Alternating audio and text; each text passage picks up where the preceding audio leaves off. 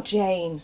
Good morning, Jane. Good morning. I do love it when the tech goes awry. Yes, just At 9:59 and 55 seconds. Good morning and welcome to Natasha. Gemma's got like 3 devices in front of her and she can see all honestly. the streams, and suddenly Can I you can see. Log in, it says. Yeah. I was logged in and have been for an hour. Oh, you menace. Like, I can see Gemma going. There's no panic anymore. I just go, really? Yeah. You're doing that now, but I've managed to get it I on was my going to say, laptop. after 3 years, I think you're used to I it, aren't know, you? right? On my laptop, we sorted it. It's fine. It's fine. It's more than fine, because today we've got a really exciting make to do. Our Stitchy Witch is here, everybody. Good morning. Lovely Jane Alcock.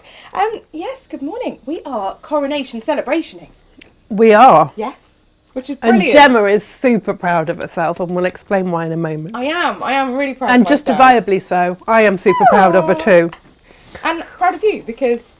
Anyway, we'll explain. We're all proud of It's each very other good, this it's very morning. good. Having a look, we've got viewers. This is excellent. We have viewers on YouTube, we have viewers on Facebook. People are chatting to us. No one's saying they can't hear us.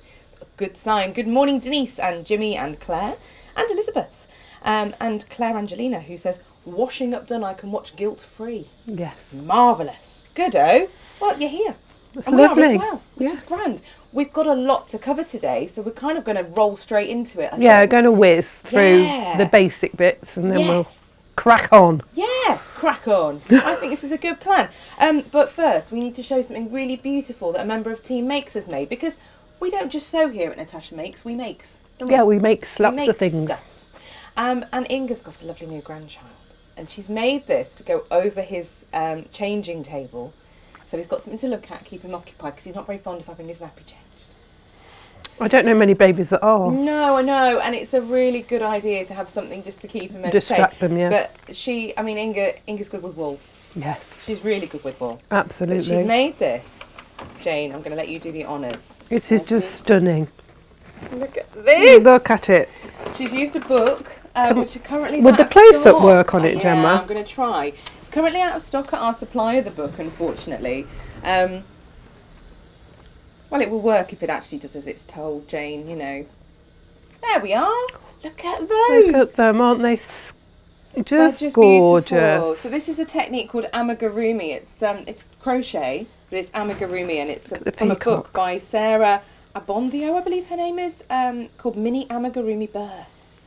Look at that peacock. Look at his feathers. Gorgeous. I have a peacock on my desk. She made me one as well. She made me a knows I love puffin. them. Because she made me a knows I puffin. love puffins. Yeah. She's got to We've make got- another puffin now. Yeah, there's a rock hopper penguin, look. There is, and another penguin. And they're just a emperor penguin, maybe. There's a turkey. Is he an ostrich? I think he's an ostrich. Oh, is he? Yeah. Sorry. Yeah, I think so. Shouldn't have called you a turkey of I'm an a ostrich. particular fan I of rather the like the little- flamingo. Oh, he's gorgeous. I'm a particular fan of the little blue tit. Yes, I there's a have lot said of to work Inga, in yeah, I want one for the office. She'll do me a couple of tits for the office. that. Cheeky. Yeah. There's So the I blue like tit, those. look. You And can there's see a the little- wise old owl. There's a hummingbird. Oh, I love the hummingbird too. I just love them all. She's so... Look, how good is she? How good is she? And a lovely Claire blackbird. says, I love that. I love Amigurumi. Quick and satisfying. It gives you that finished project buzz. It does. This is the book Oh, it's from. Claire's super Oh, good at amigurumi. incredible. I've seen her little pigs in blankets. So this is the book. Yeah, we don't have this book. I mean, that's really helpful, isn't it? This is the Yeah. book, but you can't buy it. Sauce babes. We will, when this book comes back into stock at our supply, we will get that book on the website. But, I mean, would you like to see more crochet books? Because I can bring these to you. This is not a problem. We have a fabulous publisher that we work with. And I back just in think the it's bag. gorgeous. Boop. Yeah, get it back in the bag. He's You've going to missed your love parrot. that, isn't he? He's going to love that. Oh, it's just beautiful, isn't it? Yeah. Isn't it gorgeous? Oh, she's such a lovely grandma. She's a clever lady. Very clever lady. Claire says she's made 60 plus pigs in blankets. Karen's also pointed out that if I move my chair across a little bit, it will look like I'm wearing the crown. Yes, you could sit underneath it. To which Auntie Lizzie says, good grief, heavens forbid. Thank you very much. I think the world would be a fabulous place if I were on the throne. Absolutely. Oh yeah, we've got lots of lovely viewers this morning. It's nice to see you can all see us. Your mother's here. Hi, Best Mum. behaviour, Jane. Best behaviour. Okay, So what we'll do next, I think, is just go straight into the half-metre heavens. Yeah. Have a look at those. Quickly whiz through those. Last week, sauce babes. And yeah, then we'll crack on. Yes. Crack on with all our lovely Union We've got flag some wonders. absolutely gorgeous half-metre heavens. We've got a little bit of case, some tilde. Look at this. Ahead. Japanese chrysanthemums in blue. This is stunning. We've had this before with like the blue tones with it, but Natasha's chosen the bright pink, and look what that does to it. Perfect Just match. poof, all of those bits in there just sparkle. That is gorgeous. It lifts everything, doesn't it? Not that it needs lifting, because No, the colour it's work's a stunning. The stunning artwork's fabric. beautiful. Oh. Absolutely gorgeous. Now then, we've got a little bit of tilde left. Oh, this is willy-nilly. I love this. Willy-nilly Willy-nilly in in teal. And we've put copen with it, which just pulls the blue tones within that, which is rather lovely. Really nice. This is going to be beautiful if you like fussy cut in your FPP. It'd be lovely. Yeah, proper Natasha makes teal in the background there as well. Yeah. We had the other colourway of this last week, the sprays. But Yes. This is Praise Lime, which is beautiful, bright and sunny, and we've put it with our salmon, which brings all the peachy tones to life. And I was cutting this and I suddenly realised it's got a diamond effect going through it, which I thought would be rather good fun. Again, you could have fun fussy cutting those. So good. And matching them with the plains. Absolutely lovely. That'd be great. Because sometimes I think it's a little bit difficult, particularly if you're more of a patchworker, to look at large prints and think, well, how am I going to work that without losing the beauty of the print? Look at this one. Gorgeous large print. I have to say that this zinnia has been one of my favourites of the newer collection. Yeah, yeah. And this is, I think it's with it marine. Yes, marine. Yeah, this is from the 85 and Fabulous collection. Look at that, how that lit. These are actually like purples, but they're like that blue tone purple. So the marine really lifts that colour on this lovely tealy turquoisey green. Nice. It's one of those purples that, well, it looks blue, and then it looks purple, and then it's blue again. It's one of those that mixes itself. And then we've got this in, it's called Crimson. It's got a beautiful, rich purple background with sort of a red, mainly red, but then this occasional pink, rich pink, vibrant. And then we've put that with our red, with our red, which really highlights the reds within the print, which is rather lovely.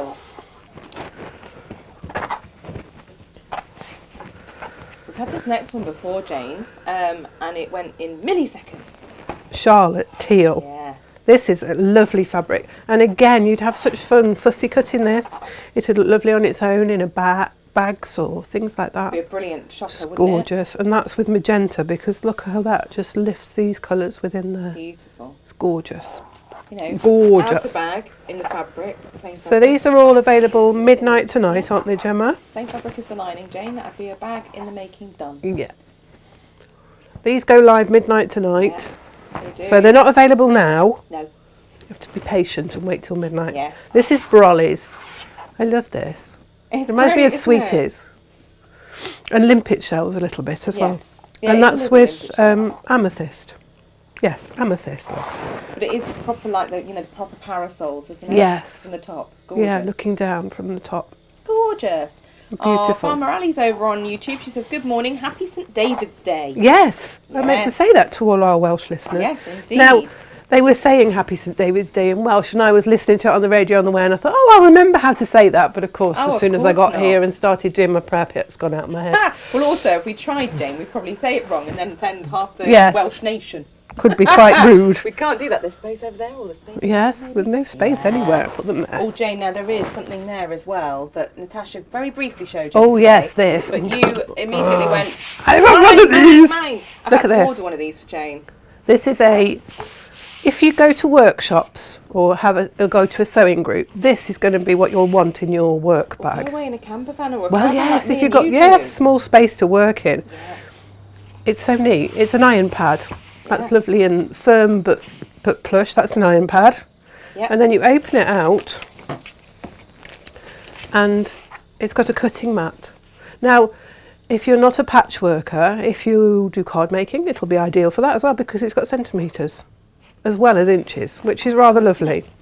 because you don't often get that. Oh, And you on put your this decoy side, lines. you've got it's like sandpaper almost. It sets poor Gemma's teeth on edge. Yeah, they But it's- call that the pattern marker. Yes. Because you can move things about. You put your can't fabric on it, you Yeah. see, and it's not going to shift while you Exactly. put your templates around it to draw around and things like that. And It's it doesn't- perfect. Fabric doesn't move. Fabric That's it. won't move. Mm.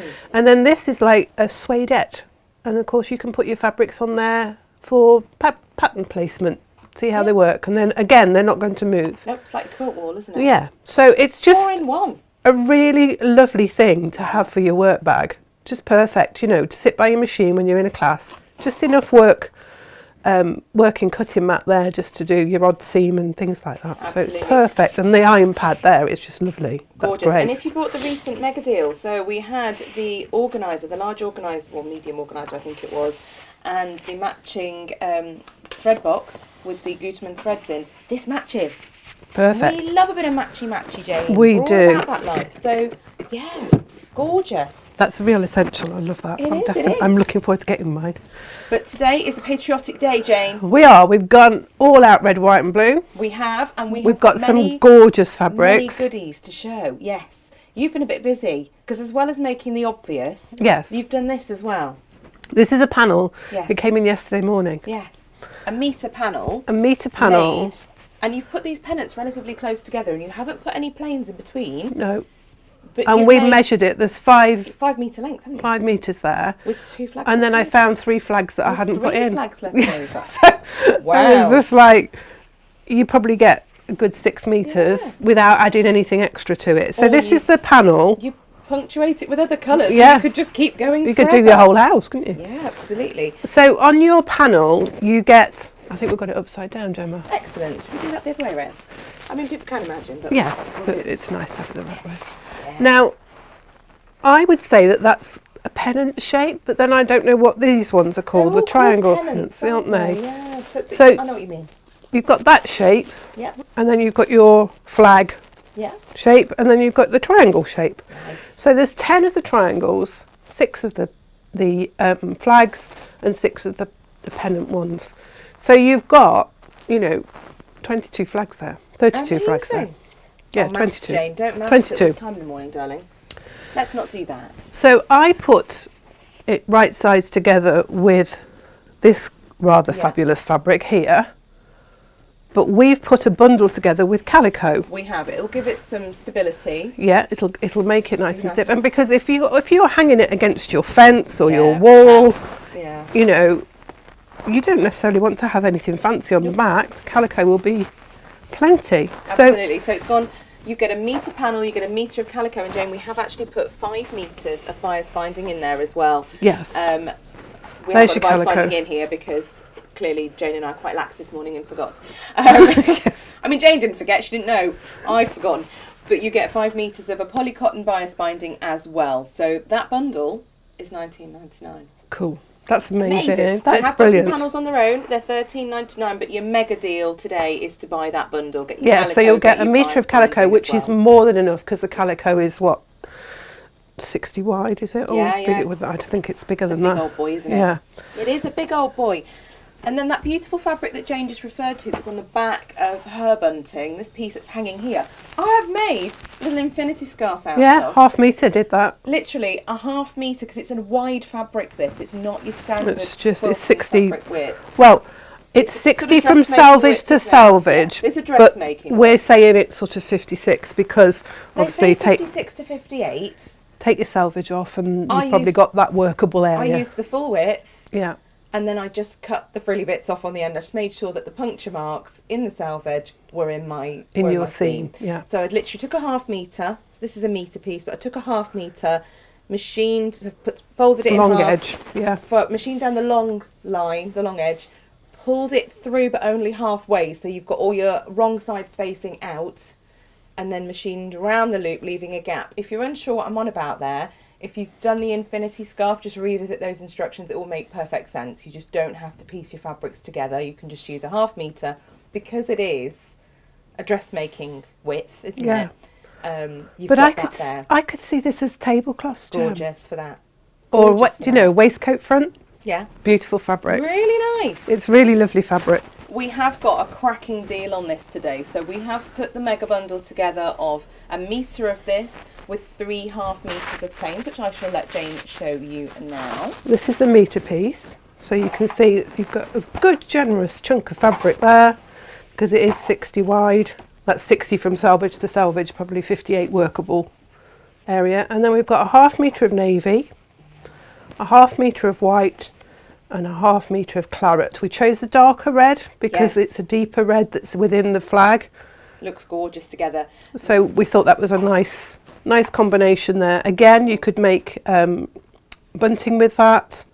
You could make some nice bags, all sorts of things. That should be just shy of £24, that bundle, but we have got a limited number that we've put up for £19.99. So it's a really great little bundle to get. And like you say, you could do your bunting out of it, and you've got the planes there to do with as well. We'll whip this one out of the way for a sec. We've also got some half metre heavens of it. So we've done a half metre of the flag fabric with a half metre of claret, or you can have a half metre of the flag fabric with a half metre of navy. Jane, those are coming in at £8.99 for those half metre duos. That's amazing because it's wider fabric. Yes, it is. So, you know, you could make a cushion, couldn't you, with a piped edge? Oh, gorgeous. Look great on your celebratory table.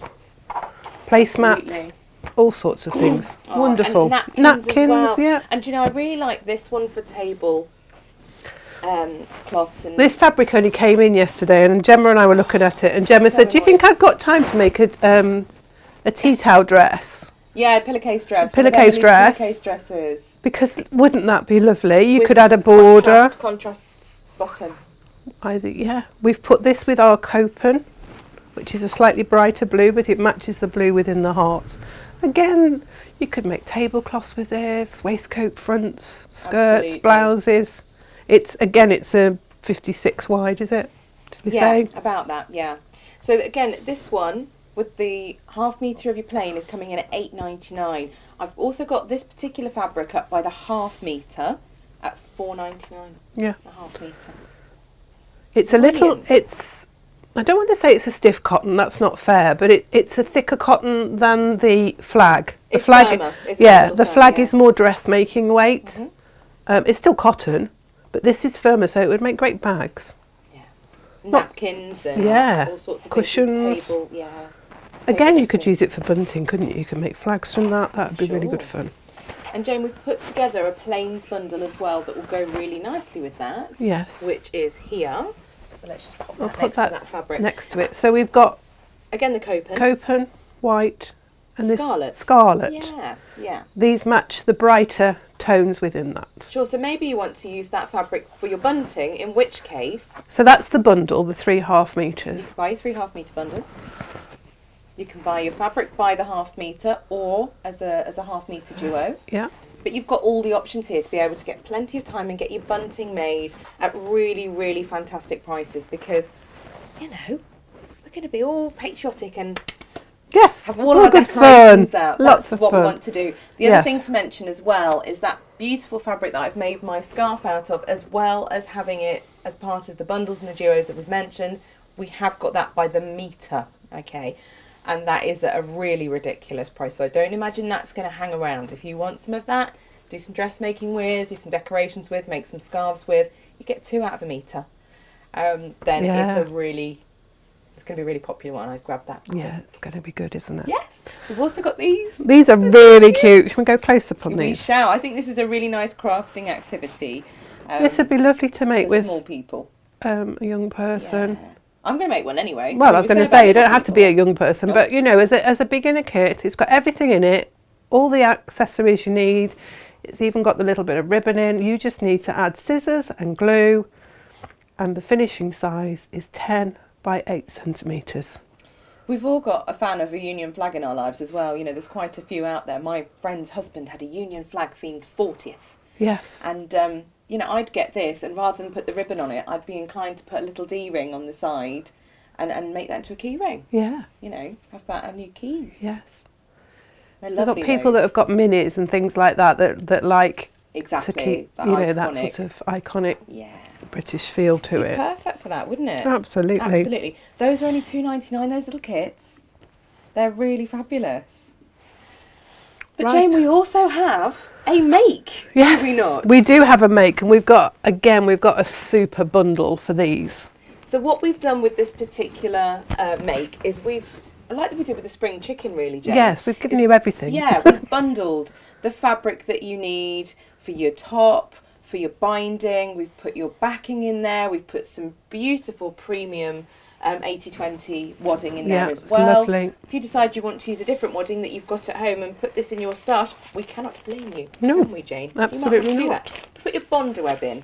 We've put your medium weight interfacing Yeah, in. you've got a really good chunk of interfacing in there. Exactly. You've got everything in there except the instructions, and that's simply because there will be an option to buy a digital instruction. At the moment, that's not on the website.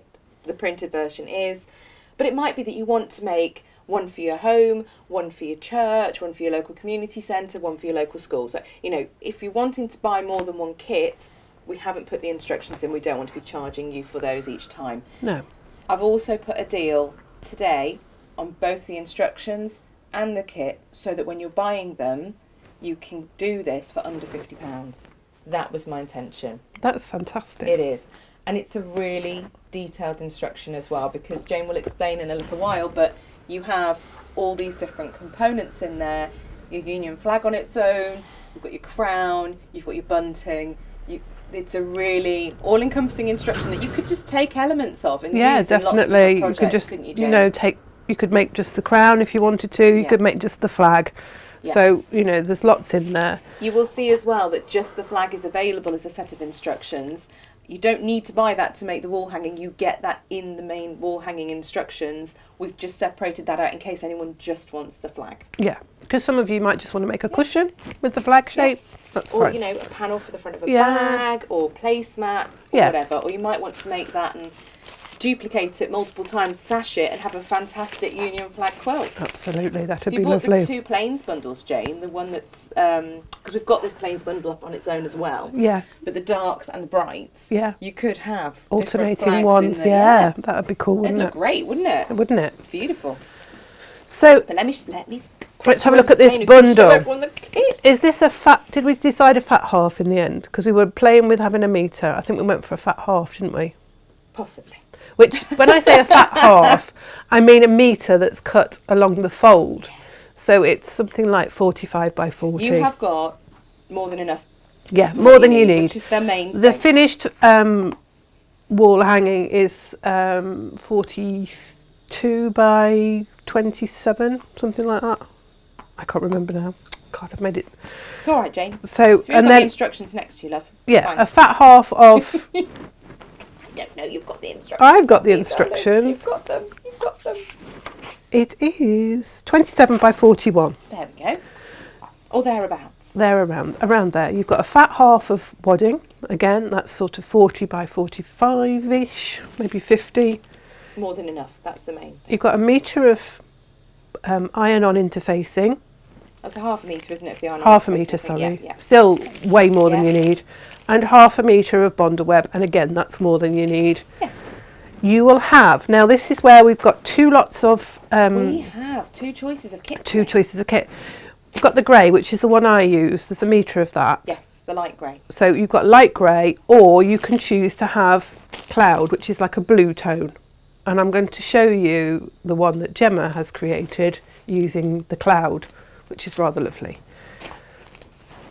Quite excited about it, Jane. And then both, you get all of that. So you either choose cloud or you choose your grey. It's the same. And then all the fabrics are the same. So you get a half metre of navy, which is used for the binding and the bunting strings.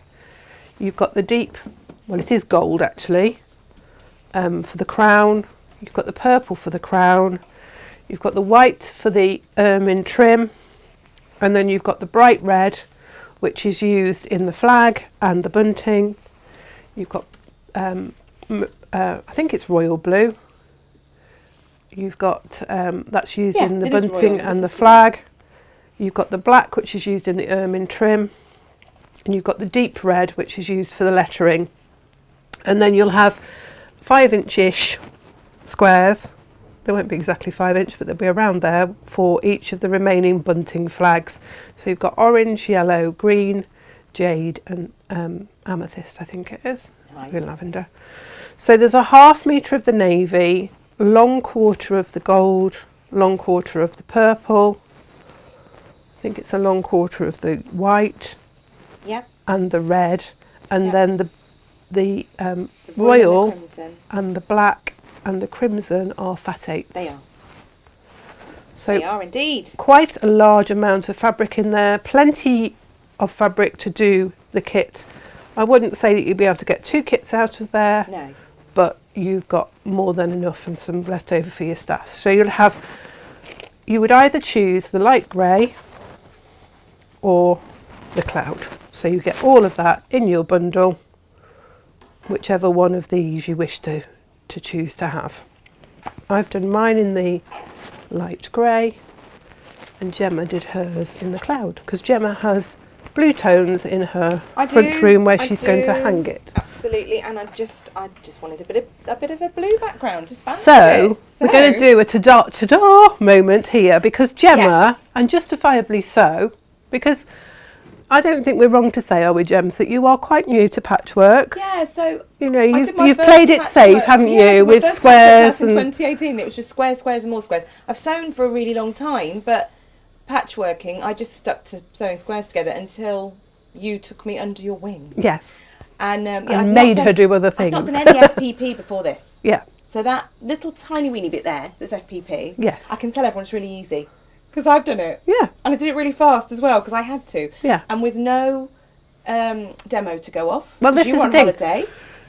Gemma didn't have any demonstration. She had because I send her over like a Word document with the instructions, The steps, yeah. with each step by step. So there's no images on that at all. And then I send her over images that she can then put into the pattern. So all Gemma had was my Word document, which is wordy, and a load of images. So I So you're not even a finished instruction. Yeah. hugely proud of her achieving this, because she's done a really good job. I had to go. And the reason I've not done the bunting, because I've got all those bits and everything, I just haven't cut the bunting flags, is I didn't have the template yet. No. You were on your rollybobs. That's right. She was in Lanzarote, everyone. So, actually, this evening, that'll be done, because I've now got the template and I'll be able to cut those out. Bish, bash, bosh. Super. Yeah. Absolutely super. But I can say, with absolute honesty, that it's a very straightforward make. Yes. Very straightforward make. There's a and lot I've really to enjoyed it. I did it in a day, on Saturday. Yeah. Literally. Like, that was not a Yeah. difficult make. There is a lot to it. It's a hefty instruction. Yeah. I think there's something like 63 steps or something crazy. Yeah. Something like that. And the rest. It's broken down into sections. It is. You've got the bunting section, you've got the crown section, which actually includes that part of the applique, and you've got the flag section. The crown section itself is made into in 3 sections, just because there's quite a few pieces in it to create the shape.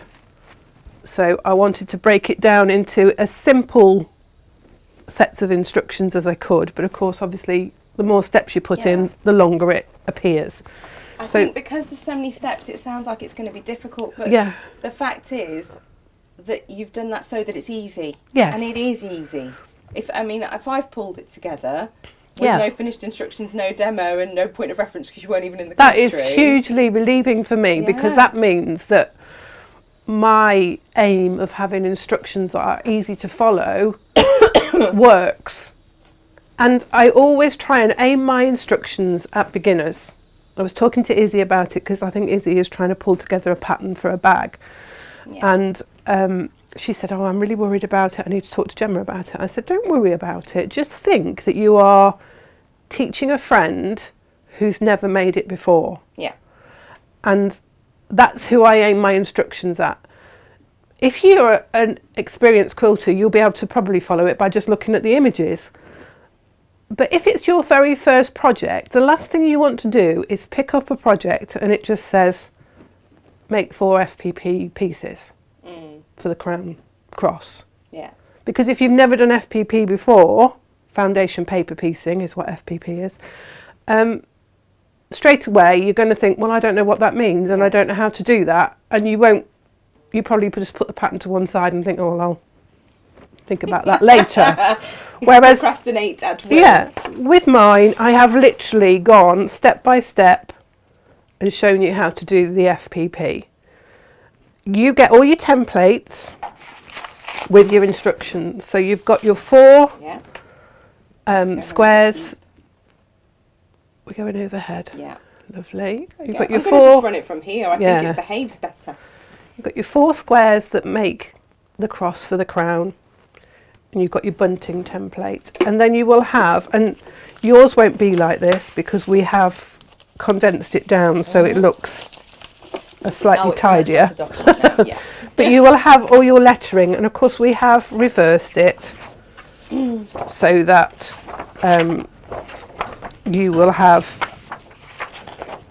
you'll be able to trace those over onto your Bonder web. Yes. In reverse. Because otherwise you'll trace them the wrong way round. Ask us how we know. Bless Gemma. Oh, well, So, you know. That's why you've got plenty of Bonder web within your pack. So And you fabric, plenty of fabric too. So you'll get your 4 templates for your foundation paper piecing, your bunting template, and your letters to trace onto, as well as your full instructions. So you've got everything within the pattern to do what you need to do. Now I suggest that you trace your bunting template onto a piece of card or onto some template plastic because you're going to need to make 7 of those triangles. That's just a little thing for that.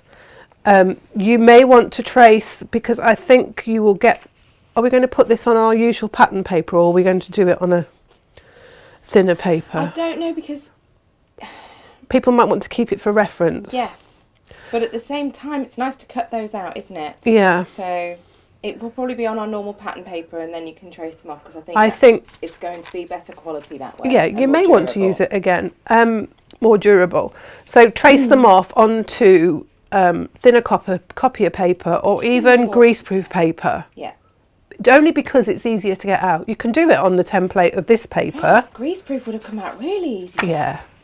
If you can get, I don't know if you remember at school, we used to do, have drawing pads and it was like creamy, thin paper. Yeah, That's, the craft paper. Yeah, that's really good for foundation paper piecing because it tears out easily. So actually, there were 2 things in this I struggled with. Yes. 2 things in the whole thing I did. And they were not the things I expected. One was getting the bits of paper out. Yeah.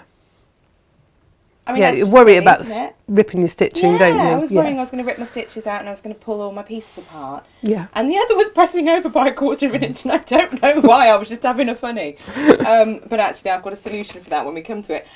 But yeah, greaseproof paper or the craft paper.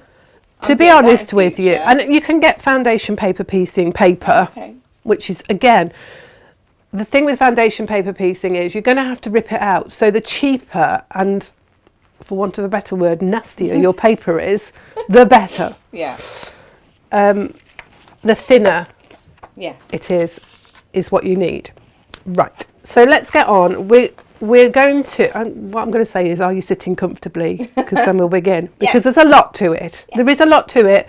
But as Gemma says, although there's a lot of steps to it, it's easy to do. It's just a case of following it step by step and probably having a sheet of stickers or papers and pins to just keep labelling everything as you go along, just to keep yourself in order. You sourced from my prep actually, didn't you? Yes. I brought some pieces in that I've still got to just quickly machine. And Gemma had put all of hers in separate pockets for each bit. So I'd got separate plasticky bags for my crown units, because I cut all my pieces and I put all the crown unit pieces in one, all my bunting unit pieces in another, and all my Union flag bunting pieces in another.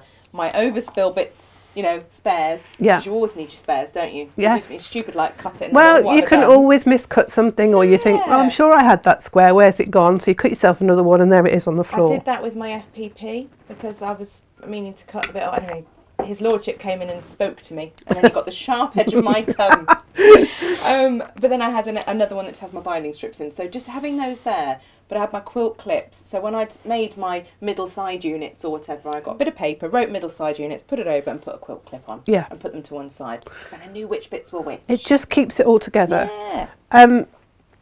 the crown itself is basically mirror image. It's exactly the same, but they're mirror image. So you make the two units at the same time, but they're always facing the opposite direction. So if you've got two units facing the same way, just have a look at it again, because it might just need adjusting. But hopefully with the instructions I've given you, it's nice step by step. The foundation paper piecing is these little units here. They're 1.5 inch finished squares. This makes the cross on top of the crown.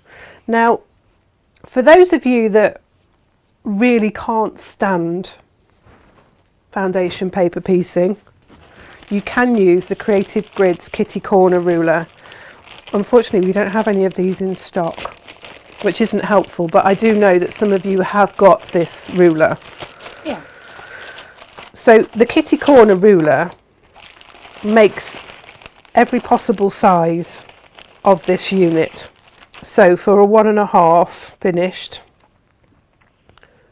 you've got it there, and it makes the same piece. So if you do have this ruler, or you can get this ruler, that will make you the same unit, and so you won't have to foundation paper piece. But what I will say to you is, don't be frightened of it. It's not difficult. No, I enjoyed it, Jane. And how many years have I been putting off FP? I think there's a rule of thought that thinks that foundation paper piecing is difficult. It isn't. You're just looking at it in a different way.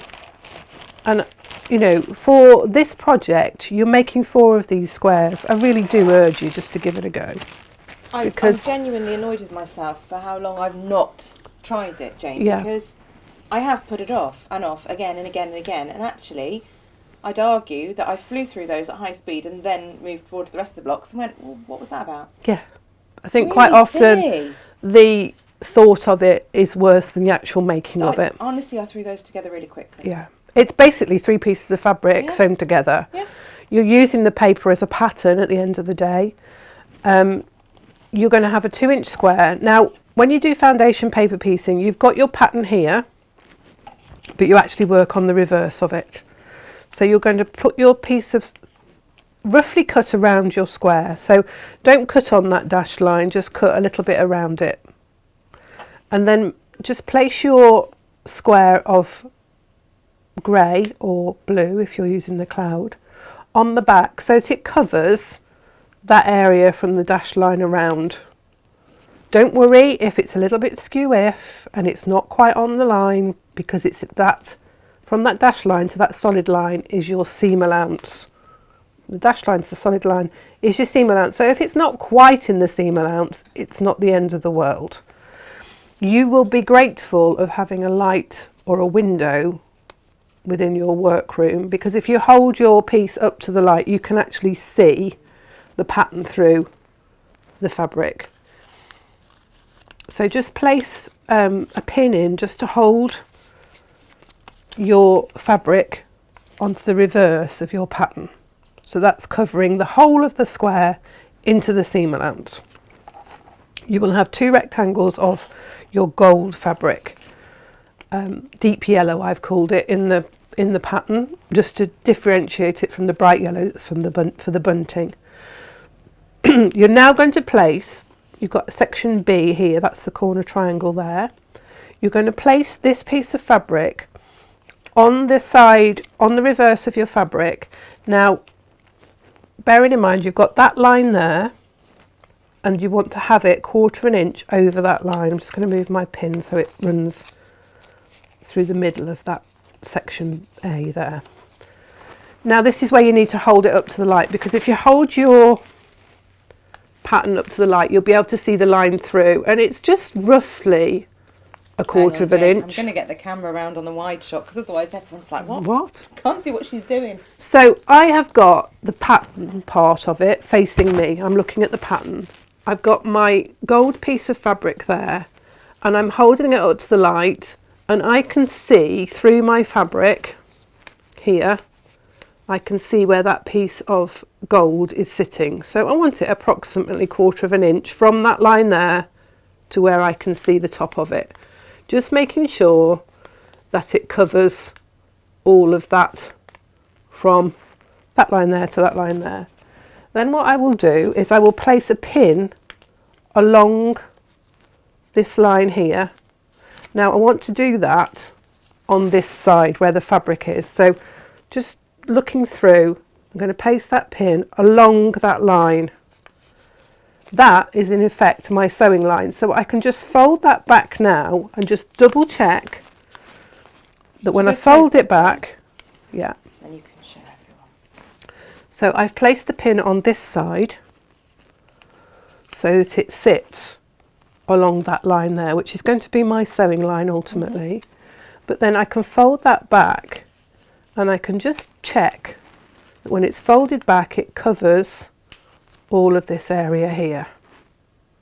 Just bring that down a bit because that's too high.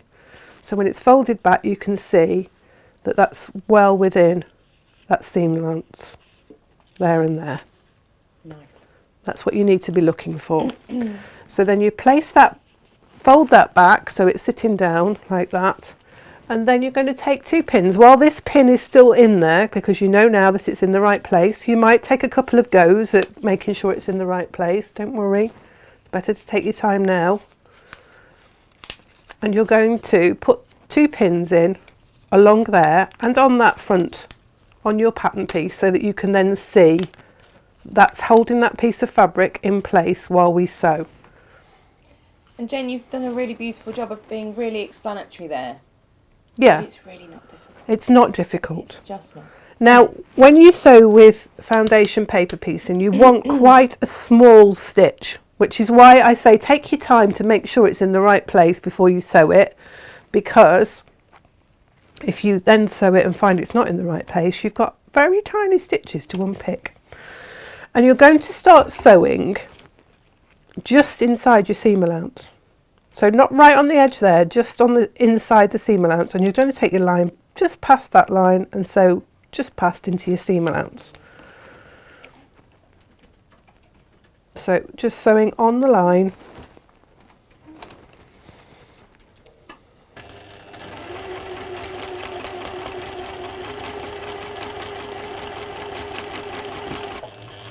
Because what you're doing in effect, as well as sewing your fabric together, you're creating perforations on your paper. So obviously the smaller the stitch, the easier it's going to be then to take the papers out afterwards. So once you've sewn your line, and you can see on here my seam allowance isn't particularly even, but it doesn't matter because I'm very confident that when I put my piece of fabric back, it covers over the area that I need it to cover. So now you're going to fold the paper along that sewn line. So you've got your fabric there, and you'll place your ruler. Now I thought I brought my ruler in, but I don't think I have done that. We'll have one. We've got one. There's always one here. There's always a ruler. Now this is where I went wrong on one of them, because I was chopping them all back and his lordship came in and gabbed in my ear on and was trying to tell me something he'd seen on the telly. And I chopped straight through the paper. Annoying. So we've folded, basically, we've folded section B back towards section A, and that's exposed the fabric, and we're just going to cut a 1/4 inch seam allowance. Really easy. Just trim it off. So lining up the 1/4 inch mark of the ruler against that edge of the paper and trim that little bit off. Lovely. Fold your paper back, fold your fabric back.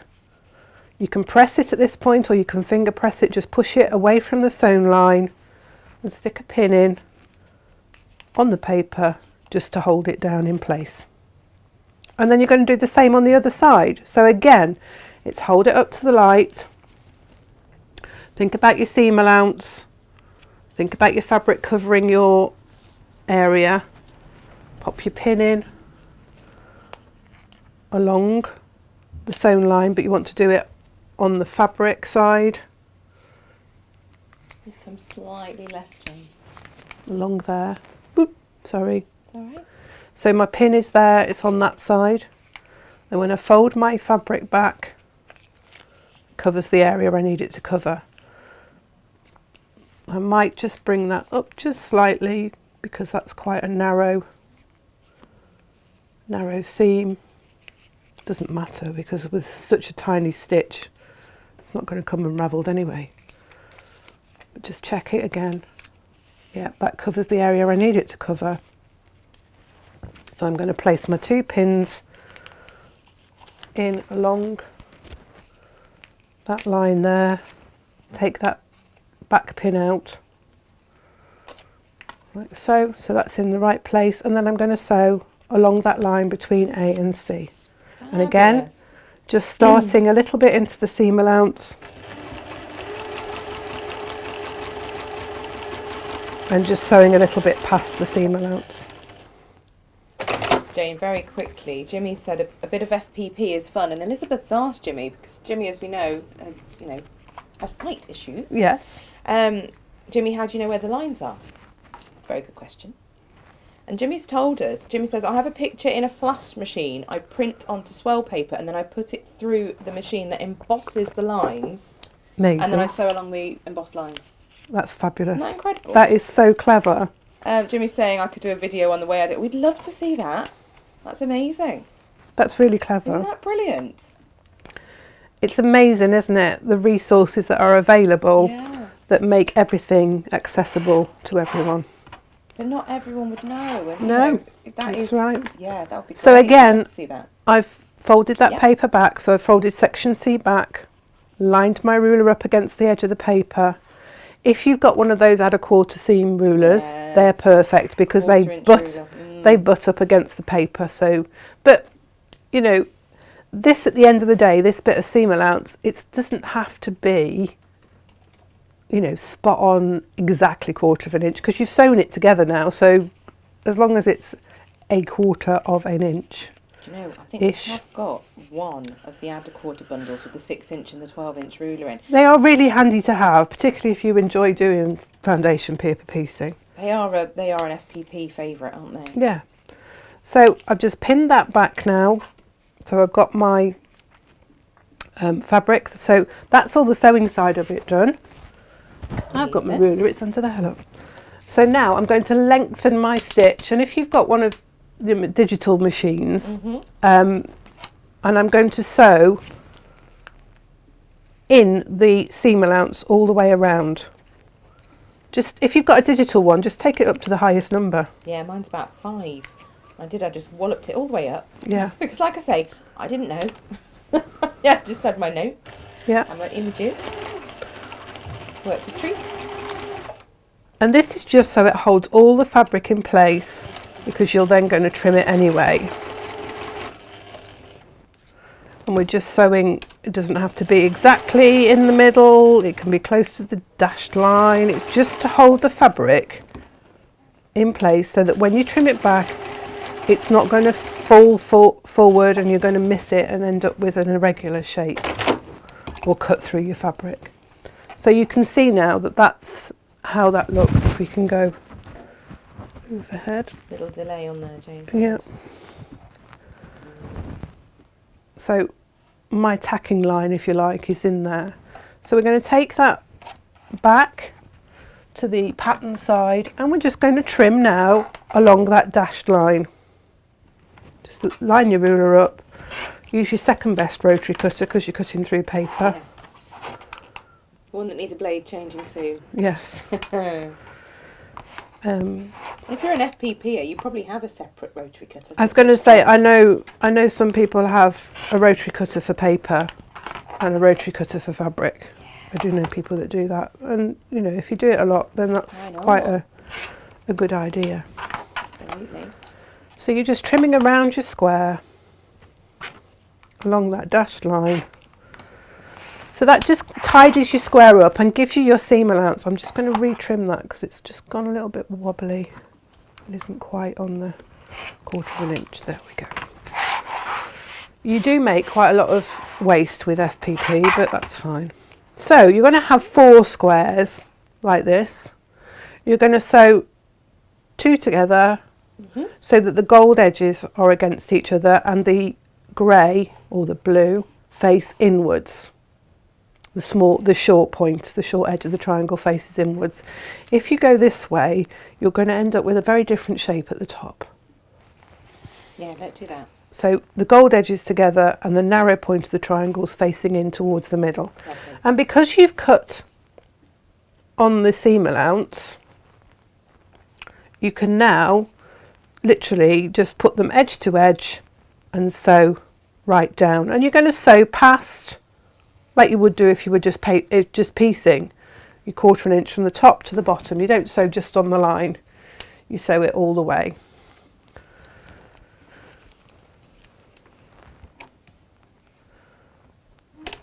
And you've got that line to guide you. Yeah. I'm not sure what kind of horror story I was expecting, Jane, when it came to doing FPP. I don't know. I think, But it just, I mean, some FPP uses lots of small pieces to get a really accurate shape, but this is very basic FPP, and it creates your 2 triangles together like that. So those 2 points should come together in the middle. Don't worry if they don't, they're not exactly, because it's not the end of the world. No. Now what you can do at this point is you can remove your tacking stitch. I thought I brought my own picker, yes I did. From round the edge. And if it makes it easier for you, and I think it probably would, and Gemma is probably cursing me now because she'll probably think, well, I didn't know this. Jane? Just remove your tacking stitches. You don't have to remove it from all the way around, but it won't hurt you if you do. Just take your tacking stitches out from around the seam allowance. It's quite quick to do because it's a nice big stitch.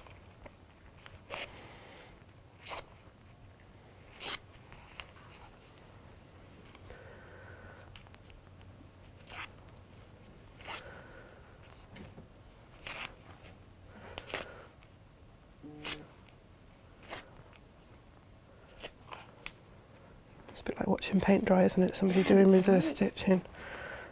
So taking the tacking stitches out, and I'll just remove that thread from the front. There we are, and we'll do it on that side as well.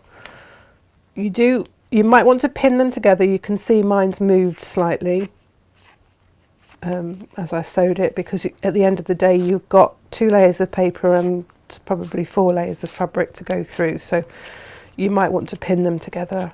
Yeah. Take your time. Ali says, I can almost hear everyone concentrating. I've never attempted FPP yet. You and me both, Ali, until Saturday. And now I'm shaking my head at myself. So, you know, this may be your moment, I feel. It's worth giving it a go. And as I say, this is very basic foundation paper piecing. So it's not complicated. Yes, they are small pieces because of the size of the block, but they're not tiny pieces. So you can just take your paper out of your seam allowance. This will probably just help with doing the next section. I think that would have helped. And it is literally a case of just tearing that paper out, because you've made a perforated edge on your seam allowance. If you do find it a little bit difficult, what I've always found was cotton bud dipped in water. Okay. And just run the cotton bud along the seam line, and that just softens the paper fibres. Okay. So that helps it to come out as well. And of course you can always sort of push it back and fold it and push it back a couple of times. That will help it to rip out. Jimmy said, please forgive me for piping up if it's distracting. Not distracting, fascinating. No, I think it's lovely. Thank you And for sharing. I love the conversations that go on Me too. during demonstrations as well, because it's always We can't read nice. everything out, obviously, because that would be distracting. But So no. fold your seam to one side, and you'll make 2 of these. So you'll have 2 pieces that look like that, and then you're going to put those again, so you've got your gold against each other and all the small points of the triangles facing inwards. To make this fabulous cross. And if you've put your pressed your seams in the same direction, when you come to join it, you'll be able to nestle that seam together. And again, you'll have your seam line here to follow, and that will help you, but be aware it is very bulky in the middle. There's a lot of fabric coming together, so just take your time as you sew that together. If you want to put pins in it and just check that it's all lined up, you can do that. You can take as long as you want to get it the way you want it to be. That their bosses said morning. Just having a peek. Oh, morning. She was donkeying this morning. Oh, right. She was out there with them their donkeys of her mother's. Oh, right. I know, she always sighs at me because I always say they're my favourite. You know, because Natasha has beautiful horses. Yes, she does. I love the but donkeys the donkeys are best. lovely. So She doesn't approve. you'll join all of those pieces together, and that's your cross unit, and it's a square at the end of the day, and we can pull the papers out now of all of it. And again, just take the papers, fold them, and just rip them out. They don't have to come out in one continuous piece, they can come out in lots of pieces. Don't worry about your stitching. You've used quite a small stitch, so it's not going to come unravelled. If you are worried about it, just put your nail over the stitching as you pull it. Take your time. Don't be too gung-ho about it, but you know, it's going to come out. And don't worry too much. And it comes out quite nicely, and it's quite satisfying because it's like tearing perforated paper. And that piece comes out there. And that piece comes out. And that piece will come out. You might find you get little bits of fibres left in your stitches like that. You can just use your unpicker or just scrape it with your nail. It'll all come out. So you've got, this is the reverse, you've got quite a lot of bulk there, so if you want to have a go at unpicking and doing the twiddle in the middle, just to flatten it a little bit, you've still got quite a lot of bulk there. But just press it, and don't worry too much, because at the end of the day, if you really don't like how the points come together in the middle, we've got some lovely jewelled buttons in our crafty corner. We have. That would look rather splendid in the middle of there. A stash of those. I'm just going to Just pop slide a them little into the corner Yeah. so everyone can have a little peep while Jane's working. You carry on, Jane. Okay. But there are packs of 10. We have blue ones and red ones.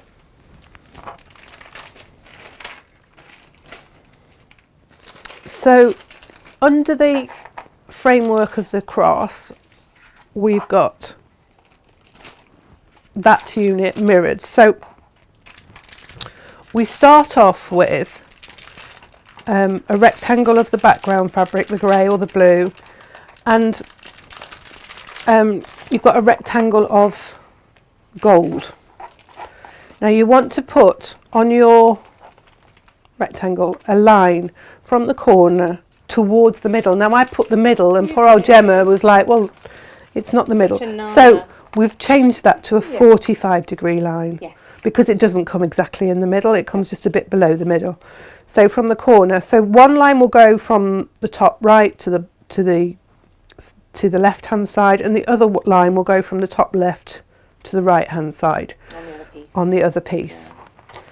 And you place that at a right angle to your grey blue background fabric, and you're going to sew on the line. There's a lot of sewing on the line, so if you've got a machine that moves from 1/4 of an inch to the middle, you'll be doing this a lot of skipping backwards and forwards, and it's worth remembering when it's on the line and when you've got to do a seam allowance. And don't forget, ask me how I know. So we're just going to sew on that line like so. Oh, Auntie Lizzie says those jewels are crying out to go on the crown. Aren't they just? Can you imagine? For a like wall that. hanging, Boom. I totally agree. I mean, you might not want them on your quilt. No, but if you're going to use it as a wall hanging. Look, you know, and there goes all the fear of the FPP. Yeah, because that just hides the middle. They haven't got sew-on parts. Nope. You'd have to glue it, or you could clear thread, invisible thread. Just do a crisscross across the top of it. It wouldn't show. Right. You're going to line up your 1/4 of an inch mark with your sewn line and just trim that corner off. And then you'll press that back along there, and then you've got a square, and you want the diagonal line that you've marked on the square to run parallel to that seam line.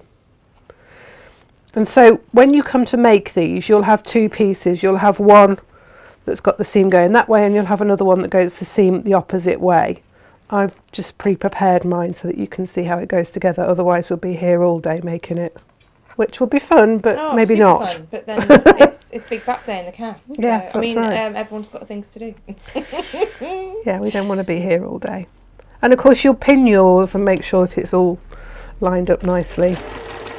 Jane, just to mention the FPP again briefly, but yes. Claire Angelina says she's done some FPP once, but she went too complicated for her first attempt. And this does seem straightforward, very straightforward. And it is. It is. That's the thing. I was going to say, if it's a very intricate picture of a kingfisher or a rose or something like that, just look at how many pieces you need to have. Have we got the iron on, Gemma? Yeah, I've just done it about 5 minutes ago, maybe. You're a superstar. I just got the moment. I thought, hang on. She's going to be pressing those blocks back in a minute, I thought. Yeah. That's fabulous, thank you. Right. So you've got two pieces that look like that. You're then going to join those pieces with a strip of the gold in the middle. And again, if you've got a machine that goes from 1/4 inch to centre, just remember to take it back to do your 1/4 inch seam.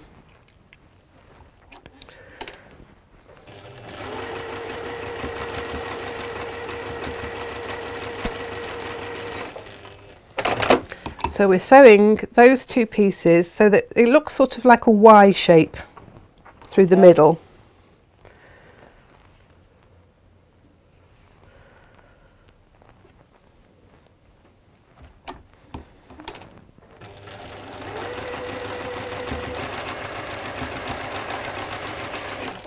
Oh, Karen says she can think of worse things than being on here all day.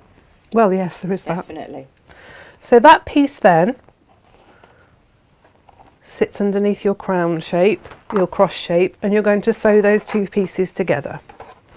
So you're just going to sew that to that with the 1/4 inch.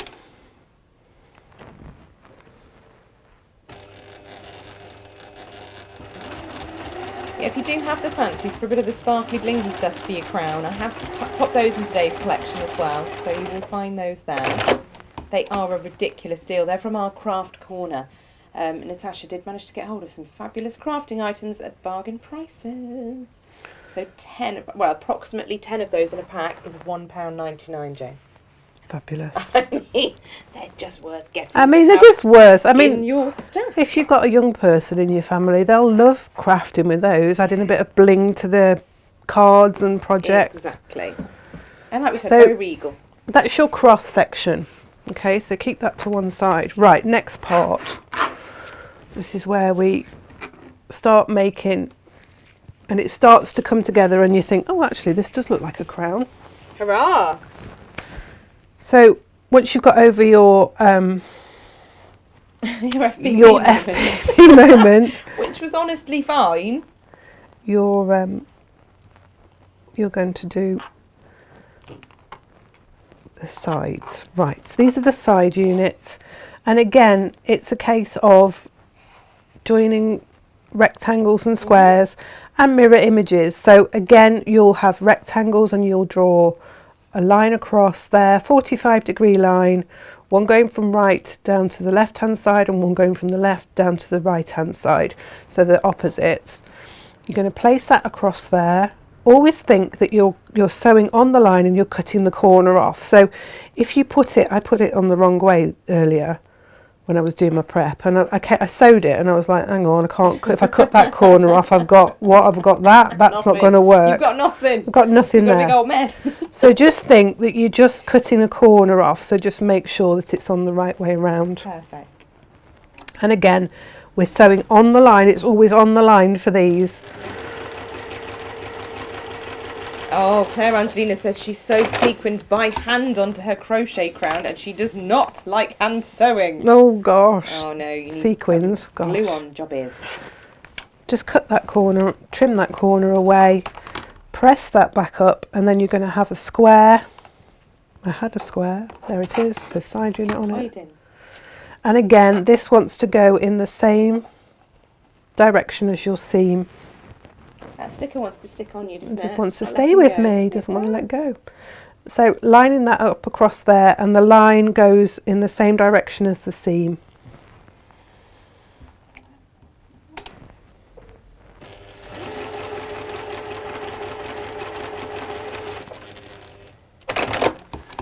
So doing that, again, trim the corner off. So line up your 1/4 inch mark with your seam line, just trim that off.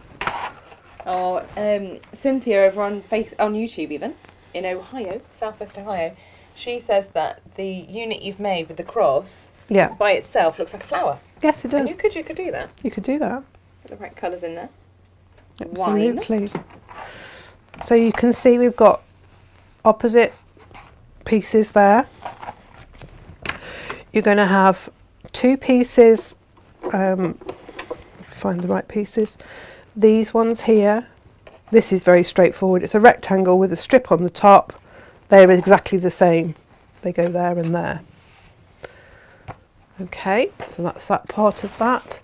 Then you've got, find them. I know I've done them. There they are. You've got a strip there and a strip there that's got just a square, diagonal line, pressed back. One in opposite corners. Says it on here which one's which. And they're going to go there and there. Then we've got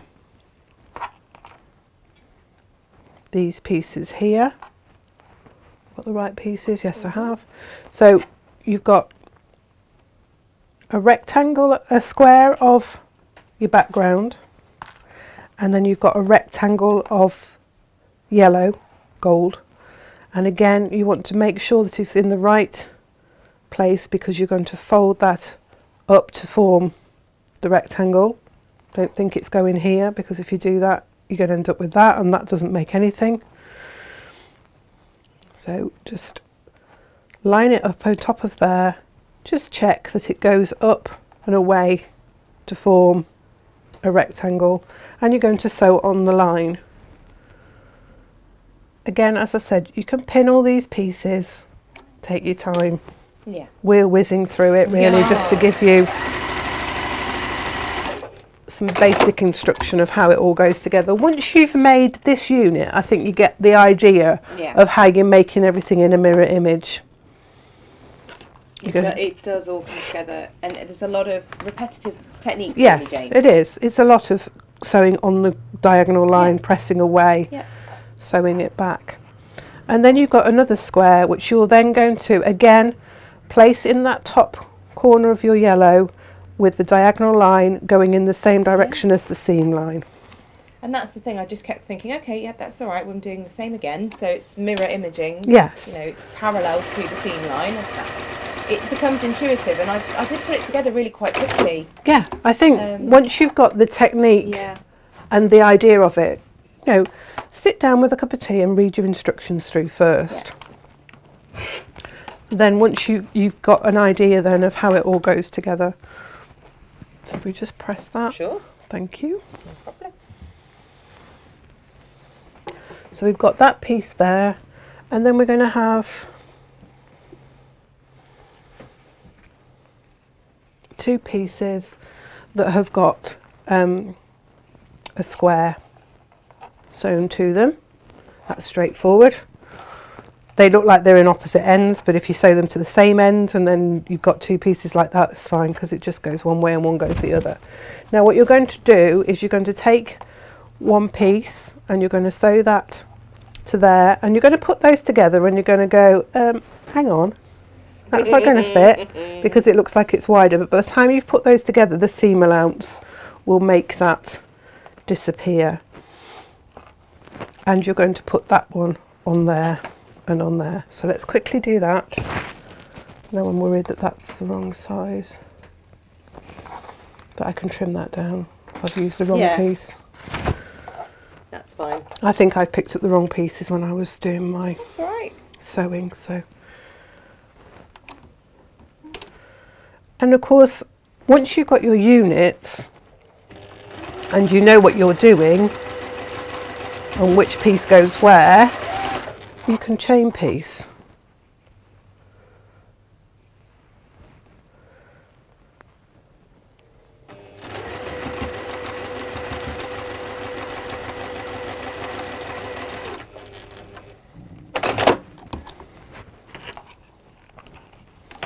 And you can see when those come together, that line carries straight on.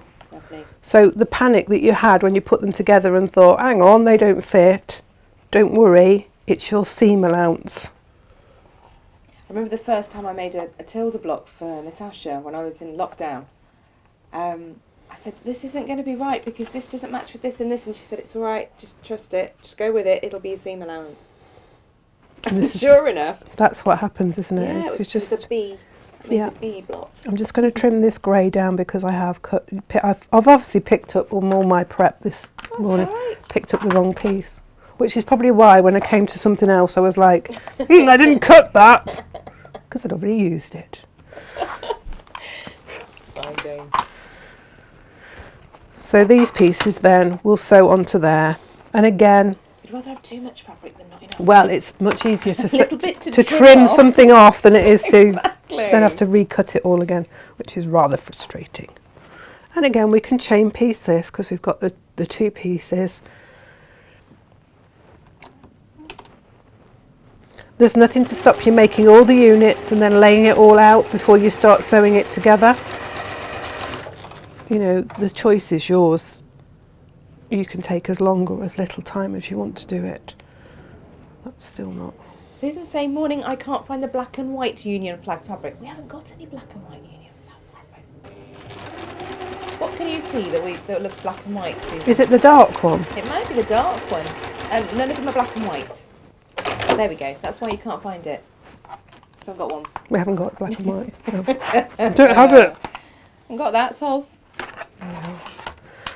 So we can see now that that lines up with that and that one lines up with that. So I'll just give those a quick press. Sure.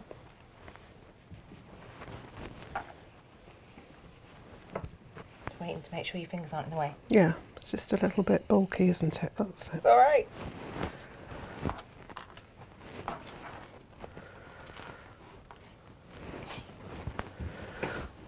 So I'm going to iron off all your words now. No, that's fine because I don't need them now, Gemma. I don't need them. It's fine.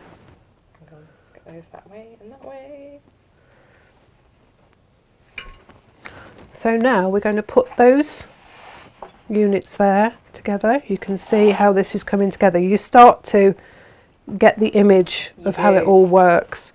And again, we can chain piece that.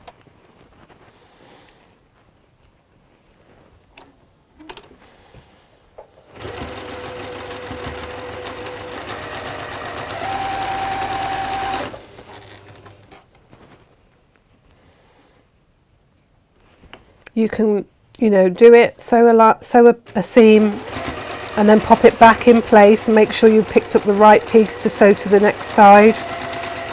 You know, if you're worried about getting it the wrong way round. Auntie Lizzie's just put capitals. I can see it now. Yay! Yes, you can. It comes together and it's really quite pleasing when you start to see it and you're like, yes, this is coming together. And the thing is, Jane, that it does look complicated, but actually the component parts are really simple. They are. I tried to keep it as straightforward as I could. Yeah. I mean, we could have made a really complicated looking crown. No, thank you. That was more realistic to the actual coronation crown. No. But, you know, at the end of the day, it is an artistic wall hanging and it will probably only hang up for a few days. Yeah. And then be brought out for jubilees and other events. Be you amazing. know, you can make it again for any future coronations that we might be available to see. Yeah. Just you'd have to make it again and change the dates. That's all. Yeah. So That'd be all right, we wouldn't just it? press that.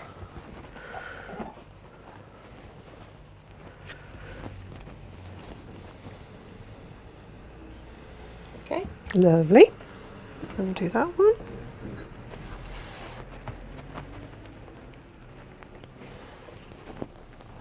Now we've got some squares to add onto the side. So we're going to add the square onto each side, making sure that we add it onto the right side, not the short bit here, this long piece here. So we're just going to quickly do that. I'm very aware that this is going to be a long session this morning. Yeah. Not used to me taking so long to make something, I don't think. But it's because you wanted to show everyone I want to, all of it. Yeah, you know, because all of it's those important bits. without showing you how the whole thing comes together, it really doesn't explain. No. You know, you'll be able to follow the instructions. I hope that I've made the instructions did. easy to follow. Gemma managed it. They must be easy to follow, Jane, if I've managed to do it. So, and I'm really not. You know, people are saying, "Oh, don't sell yourself short, Gemma," which was very sweet of you, but. Gemma is a beginner. She's a beginner. She's still a beginner. I'm not a beginner sewer, but I am a beginner when it comes to the patchworking like this. I made the candy medallion quilts. I've test run a few things for you now, but you know, FPP, never done it before. So now we've got these two pieces and we're going to put a strip of the background fabric on the top. So make sure it's on the top, not down here, on the top, along that seam there. And again, I am very much aware that I am slamming this together and not really taking my time. Absolutely fine. Everyone knows how it works around here. You have to do this so you get to see as much as possible. Sue says, coronations, jubilees and royal weddings, what's not to love about a street party? Exactly. And that's where you came in with the bunting as well, isn't it, Jane? Yes, you know, you've celebration. got the formal aspect to this, but then put the bunting at the top was just fabulous. Just makes it a celebration. Yeah, Would you mind absolutely. pressing that up and away? You know, fine. And I'll get this other one sewn on.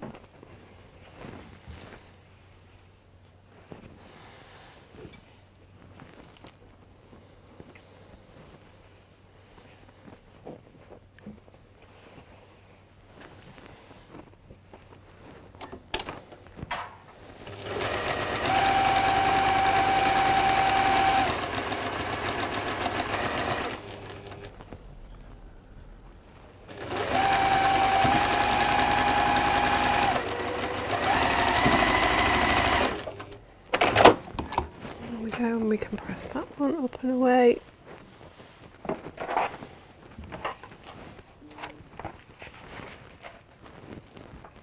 So now we're going to join those two pieces to either side of our cross section. And this is where you think, oh, this is looking like a crown now, because you really do get the feel of the top of the crown once you've got these bits sewn on. Oh, Cynthia says, being a visual learner, I really appreciate a detailed tutorial. Thank you. Well, you're very welcome.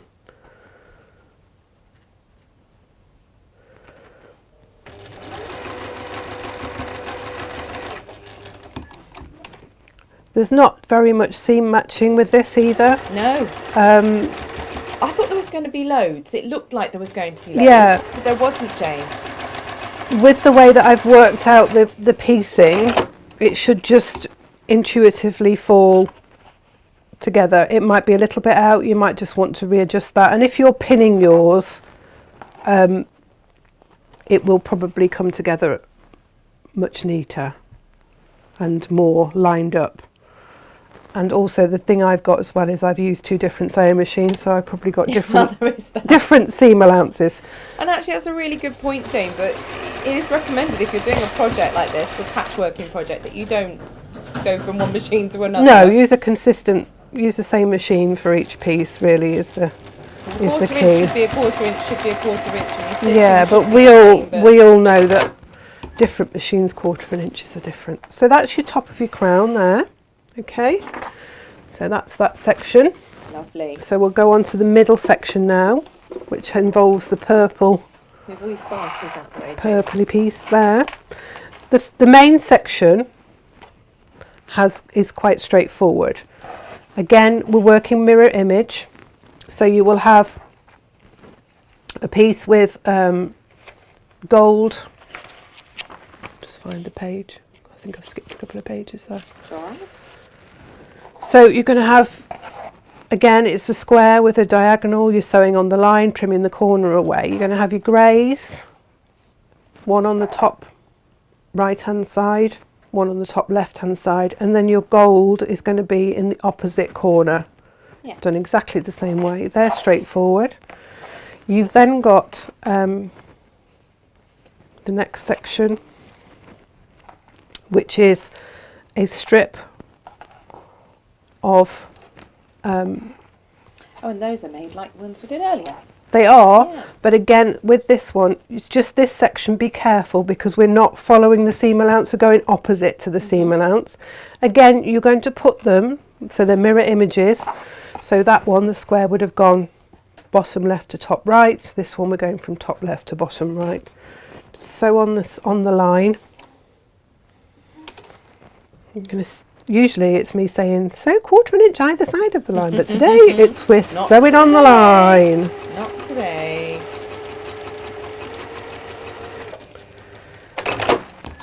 Trim that off. Again, with your creative grid, you've got that lovely frosted 1/4 inch.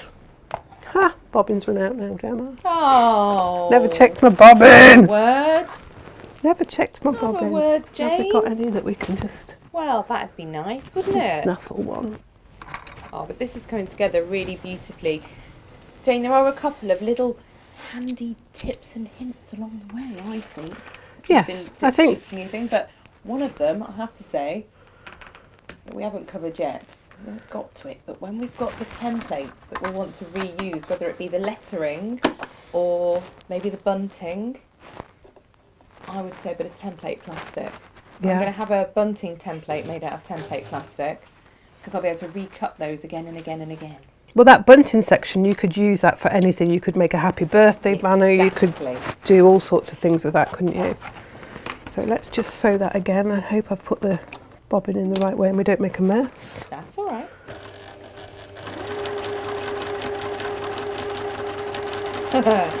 Sue says, Auntie Jane, Yes. do you know where I can find ideas for chopping up blocks to make new patterns / disappearing 9-patch blocks?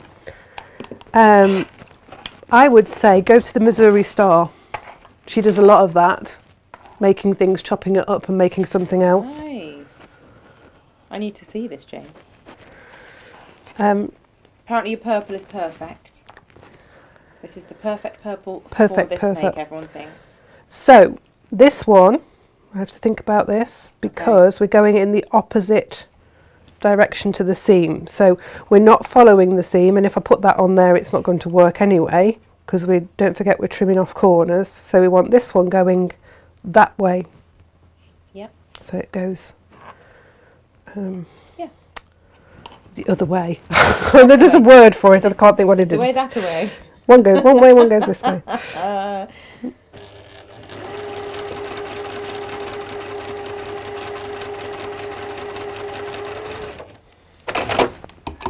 Yeah, this is our purple, isn't it? It's actually called purple. This one is, yeah. Yeah.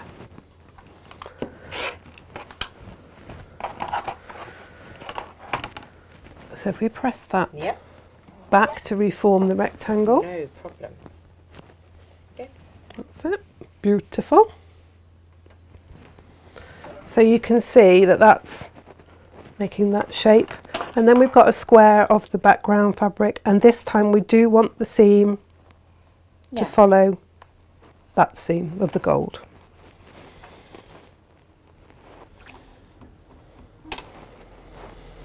So none of these steps are difficult. It's just a case of following the steps. And, Yes. and Jane has written every single step out with photographs so that you don't miss it. You know, you are able to. This is why follow it's There's no assumed knowledge there. no. I never want to. Thankfully. Yeah, well, I never want to assume. As I said earlier, you know, if this If there pattern had was assumed knowledge, I wouldn't have a complete. if this pattern were picked up by a Panel. beginner, I want them to feel confident that they Sure. can follow it. So Absolutely. we've got those two sections now, and they sit either side there. Can you see it yet, everyone? You see how it's Can coming you see together? it? It's very Then we've exciting. got this section here, and again it's a mirror image. So we've got a rectangle. See, I was running out of pins. I'm using paper clips now. of the yellow, and because we want that seam there to go, we're going the opposite way. And again, I'm just going to check that to make sure that it reforms the strip, because if I put it that way, it won't reform a strip, it'll make a very funny shape and you won't be able to cut the corner off. So just double checking on that, and they're going mirror image each time.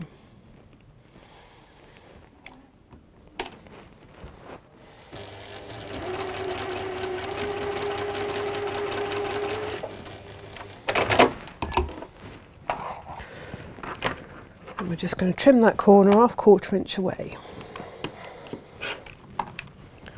You do end up with lots of tiny little triangles. I really don't think you can do much with them.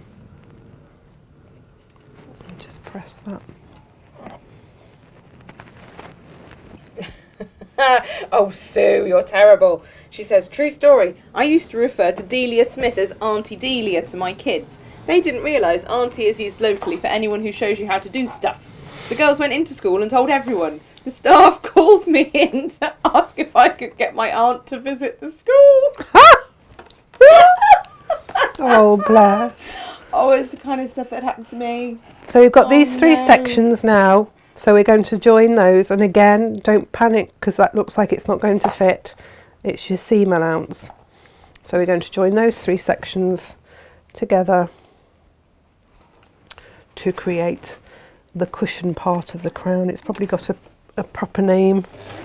Somebody will know. Oh yeah, it is a proper, you know, especially in East Asian cultures as well. My friends taught me this. She was born in Hong Kong, and she said, you know, it's a mark of respect that you call someone auntie or grandmother. You know, if you see someone in the street and you're like, all right, grandma. Now over here, people would go, I beg your pardon. Yes, it's a rude. It's a mark of respect, you know, that you acknowledge that they're an elder. Yes, that they're an elder within your community. There's that seniority there. There is, you know, that position. You know, in a lot of cultures, you know, the saying it takes a village to raise a child is because everybody gets involved, don't they? Yeah. But I call you Auntie Jane quite a bit. Yeah, I quite like being called Auntie Jane.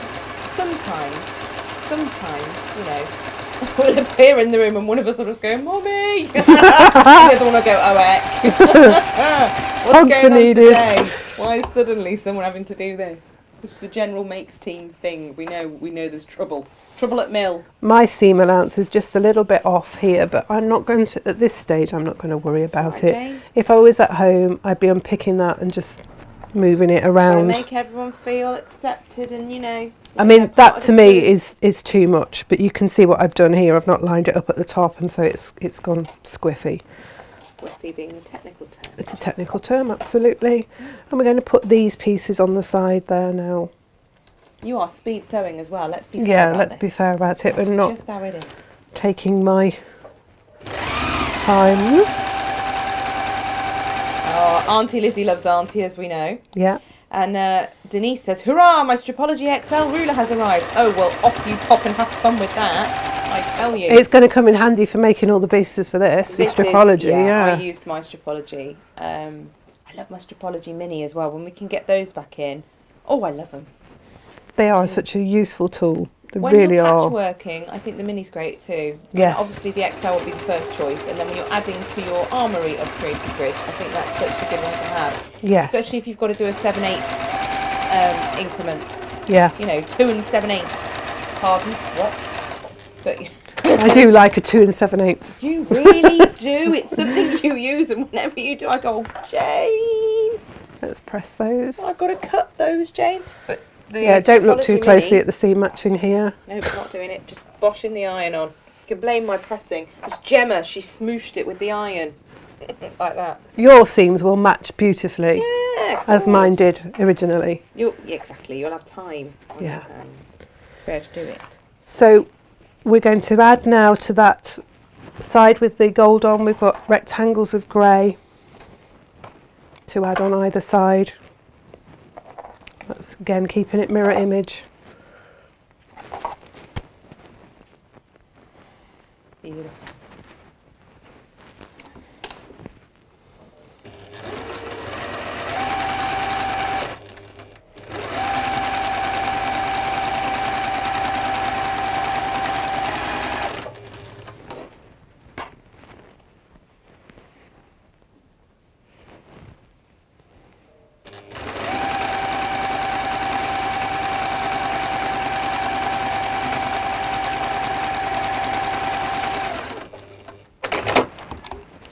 press those as well.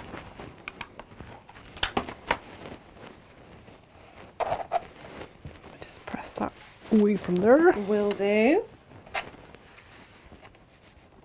you go. Thank you. All right. Speed sewing, speed pressing, speed piecing. It's all going on. It's all going on.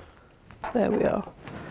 So you've got your two pieces like this. Keeping those grey triangles at the top, we're going to put a gold strip between to join those two pieces together. Lovely. Oh, I can see many of you making use of the fabulous Union flag fabric. Rightly so. I was going to say it's an ideal opportunity to get fabric to make bunting and when it was the Jubilee, Jane, tablecloths and all sorts. It was not fun trying to get fabric nearer the time, and it was not fun trying to get bunting nearer the time, I tell you. So there's an opportunity here as well, let's not forget. If you are someone who likes to sew and sell things, Jubilee bunting was a big old deal. And I tell you, Coronation bunting will be a big old deal as well. Oh yes, I should think it We're will. going to want these things.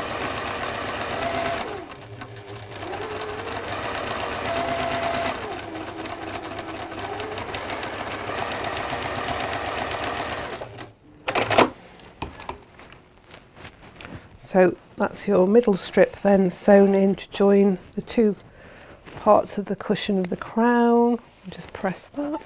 I would press them into the middle strip just because there's less bulk on that.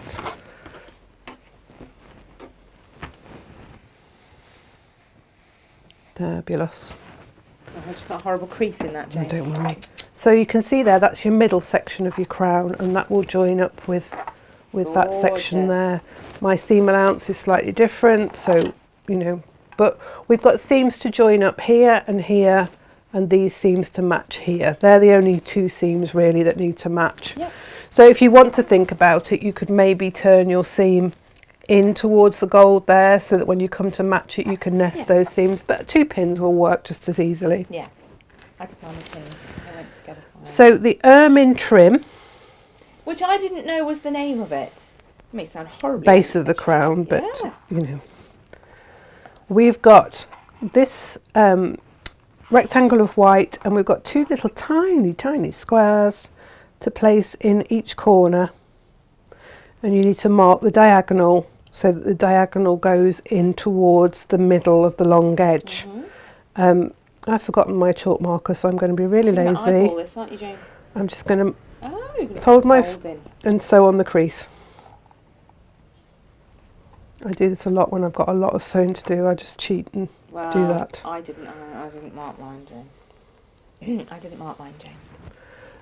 That's Confession time okay. now. That's all right. If you feel that you're confident enough to do it by eye, then yeah, go for it. They are tiny pieces, and you probably could do it by eye. And Gemma was like, oh, the piece, they don't really match points. And I was like, well, actually it's fur. So at the end of the day, it doesn't matter that they're not exact diamonds, because they wouldn't be. They're just blobs in the fur on the real crown. So you're going to just trim those corners away to reduce the bulk. They are tiny pieces, and if you didn't feel that you wanted to be bothered, you could just fold it back and press those. Would you mind pressing those for me, please? If you do want to mark your fabric here, the black, we have got the chalk markers are fabulous. Yeah, we've got the dressmakers marking pencils as Yeah, well. they're brilliant. Yeah, really inexpensive. Really inexpensive. I think they're £1.49 for a dressmaker's marking pencil. So you're going to make, I think you've got, and they're water soluble, quite a few of those to make. Yes. and you're going to place those right so they go together along the long edge with the triangles facing each other. And again, what you can do, if you want to be accurate with this, you can run your pin along the seam line on both sides just to make sure that they're lined up. Yeah. You know, this is a little tip to make it accurate.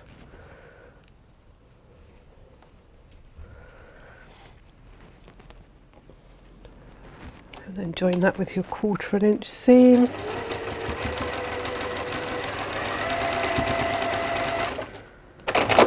So you're going to make 5 units like this ultimately that look like so. We can just give that a press.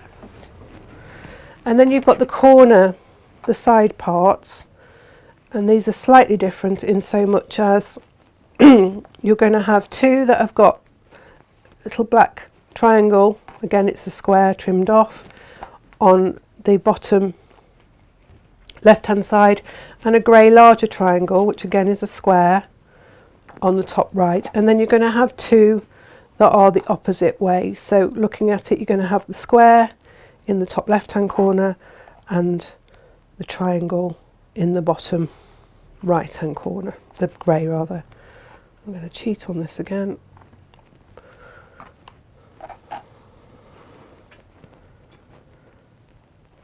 We've got all the colours of the sew line markers as well, haven't we? We've got white, blue and pink, and I quite like the blue one because that works on all colours. Yeah. Shows up nicely on the dark ones and shows up on the light ones easily as well.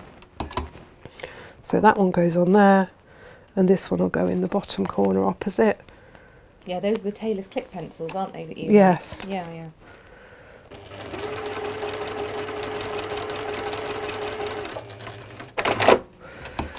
And you'll do 2 units that look like that and 2 units that look like this one. Oh, hang on. The camera sorry. angle did not change in time for you to say that one and this one. You do 2 Two like, of each, basically. 2 of Jane. each, yeah. 2 of each direction. If you missed what she was saying. It will, I mean, obviously in the instructions it tells you all of this. I'm going to press those back. I'm going to just pop the iron on top of there, James. Of course, yeah. No problem. Thank you. And you're going to join those 2 pieces now. What have I done? Yeah, you're going to join those together so that the triangles match up, the black triangles match together. Lovely. And again, if you just run your pin along the seam line just to make sure they are lined up, that's a nice little way of, because they're so tiny, they will move quite easily.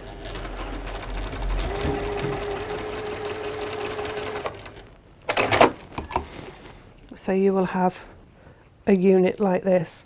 You're going to sew, you end up with 5 units like this. You're going to sew those together in a row, and then you're going to add these, yeah, Like this. on the end of each one. Now I've done something wrong here because that's supposed to line up like that, and it's too big. That's okay. Done it You just once. picked up the wrong piece. I can see what I've done. Open them the wrong way round. Yeah, I've put them the wrong way round. So I'll just unpick that. They go together like this, which is fine. I can just unpick that if I find my unpicker. I'll do There that it for is. you. One messy burqa. I'll do that while you move on. So it won't take me a minute. It's along the long edge, not the short edge. But this is why we say watch the demos, Yeah. and then This is how you don't do it. yeah, don't do it along. Watch, and then So it's along the do it. long edge, not that edge. Still match lining them up. Karen says she sold 280 units of 15-foot lengths of Jubilee bunting. Goodness me. Yeah, That's a lot of I bunting. mean that. Yeah, exactly. So she was fed up of sewing triangles by the time the Jubilee arrived, and that's the beautiful thing with this new panel is there's a mix of shapes. It's not just Yes, you can your have. triangles. You've got different things on there, haven't you? Yeah. So that one, then you can see that fits onto there. Lovely. So we'll just add that onto there. And if you're very clever with your pressing, you can press one seam one way and one the other, and you can get them all joined together so they line up really nicely. And again, you can just run your pin along the seam line just to hold it so that it doesn't move. But as we were just saying, the accuracy is not, it's not essential really, because it gives you a sort of feel of movement within the ermine, which at the end of the day in real life is a piece of fur. Exactly.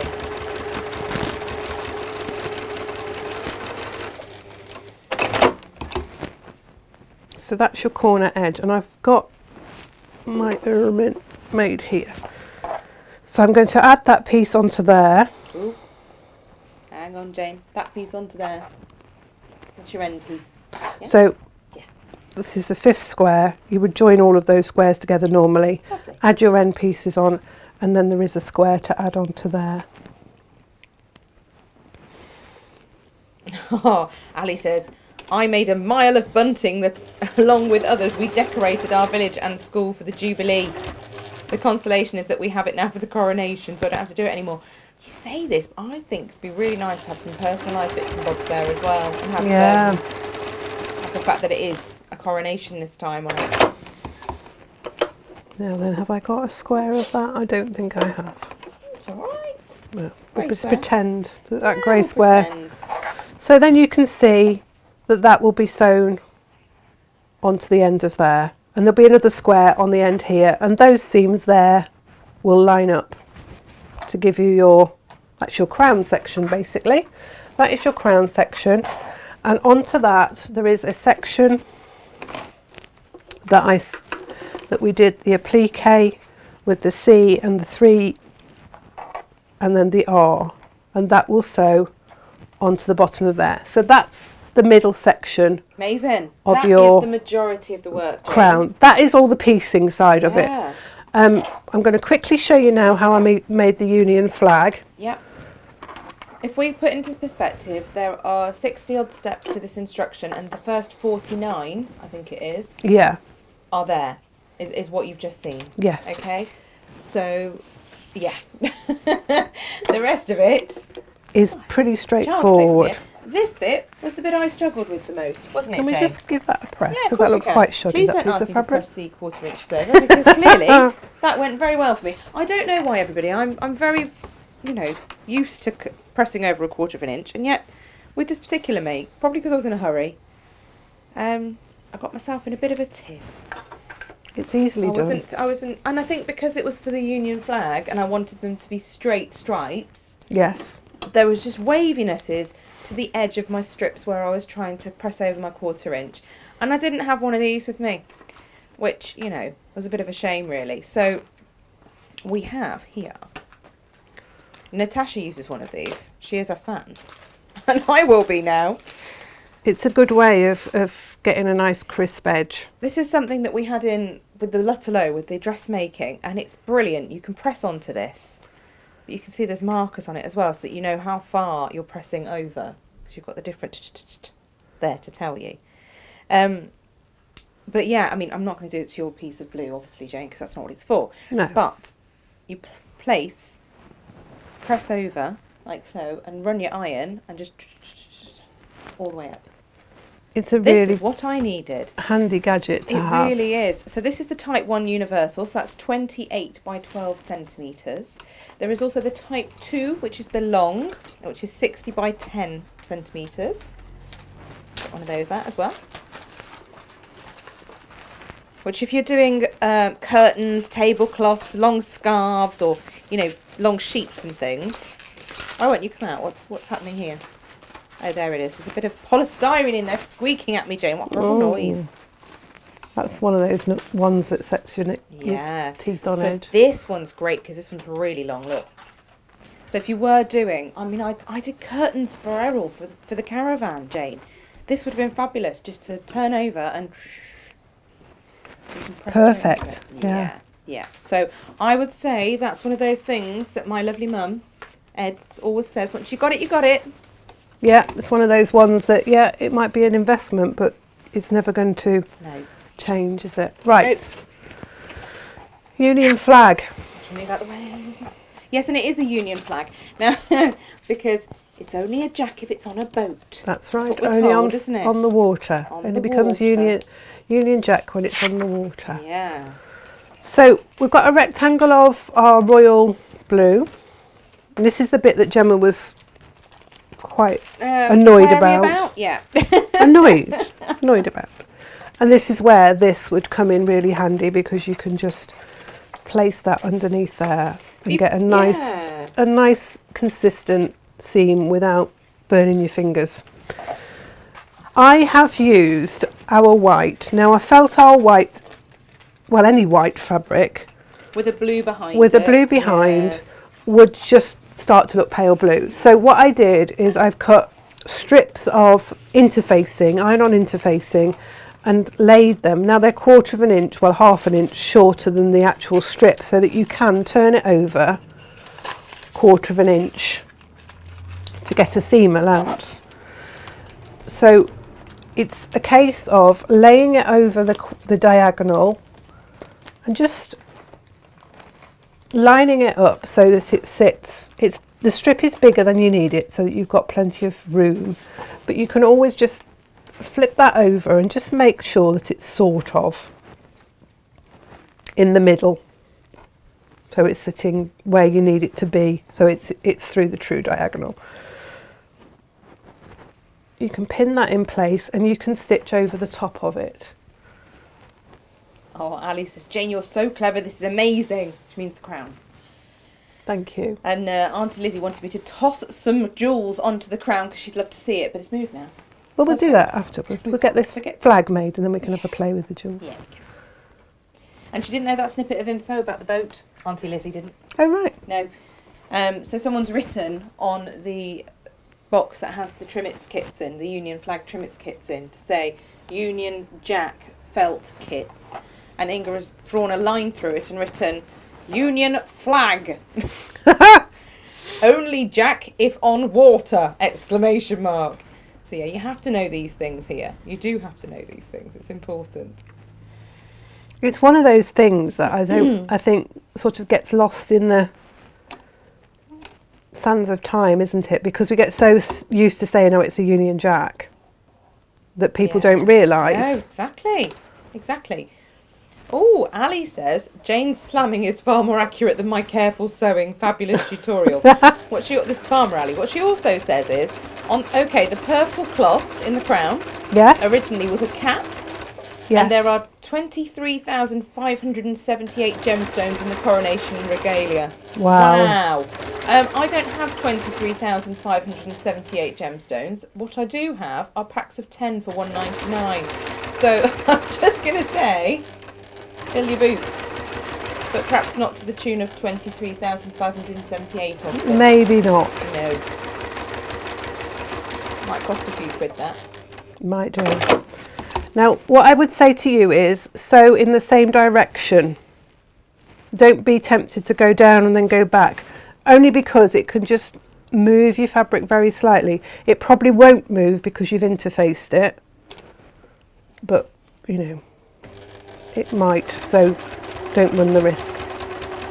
And I'm just sewing sort of about 1/8 of an inch in, 1/16 of an inch, just close to the folded edge, really, just to hold it down. Auntie Lizzie's asking if she sits in the bath and holds the Union flag. Is it a Jack then? Yes, obviously. Yeah, that'll do. That'll do. On water. Once, as much as we always ask for photos to be sent in, perhaps not. No, that one then, maybe not. Please send in photos of your makes and activity. Not that one. No, Not that one. maybe not that Lizzie, one. So then we've got that one sewn on, and we're going to do the opposite diagonal. Yes. This flag is it's not bulky, but it's going to be a firm piece of fabric by the time you finish, because it's quite several layers. I really like the feel of it. I put this one together super quick. But I really like the feel of it when it was done. And I really am tempted to make, I just fancy a quilt, I'll be honest. Yeah, you could make several of them, couldn't you? And did like an occasional one, like you could do a rainbow one here and there, you know. There's nothing to stop you playing with it, is there? For symbolism purposes or whatever else, but I just think it's great. Or like we said earlier, we've got these plains bundles up today, so you can get your 3.5 meters in the lovely brights we have here. You can get your 3.5 meters in the more muted tones. But if you made your Union flag blocks up from those and then sashed between the blocks. Yeah, you could do white sashing or a neutrally colour, yeah. Really amazing. It'd be really good fun. It would be good fun. I think it would look great.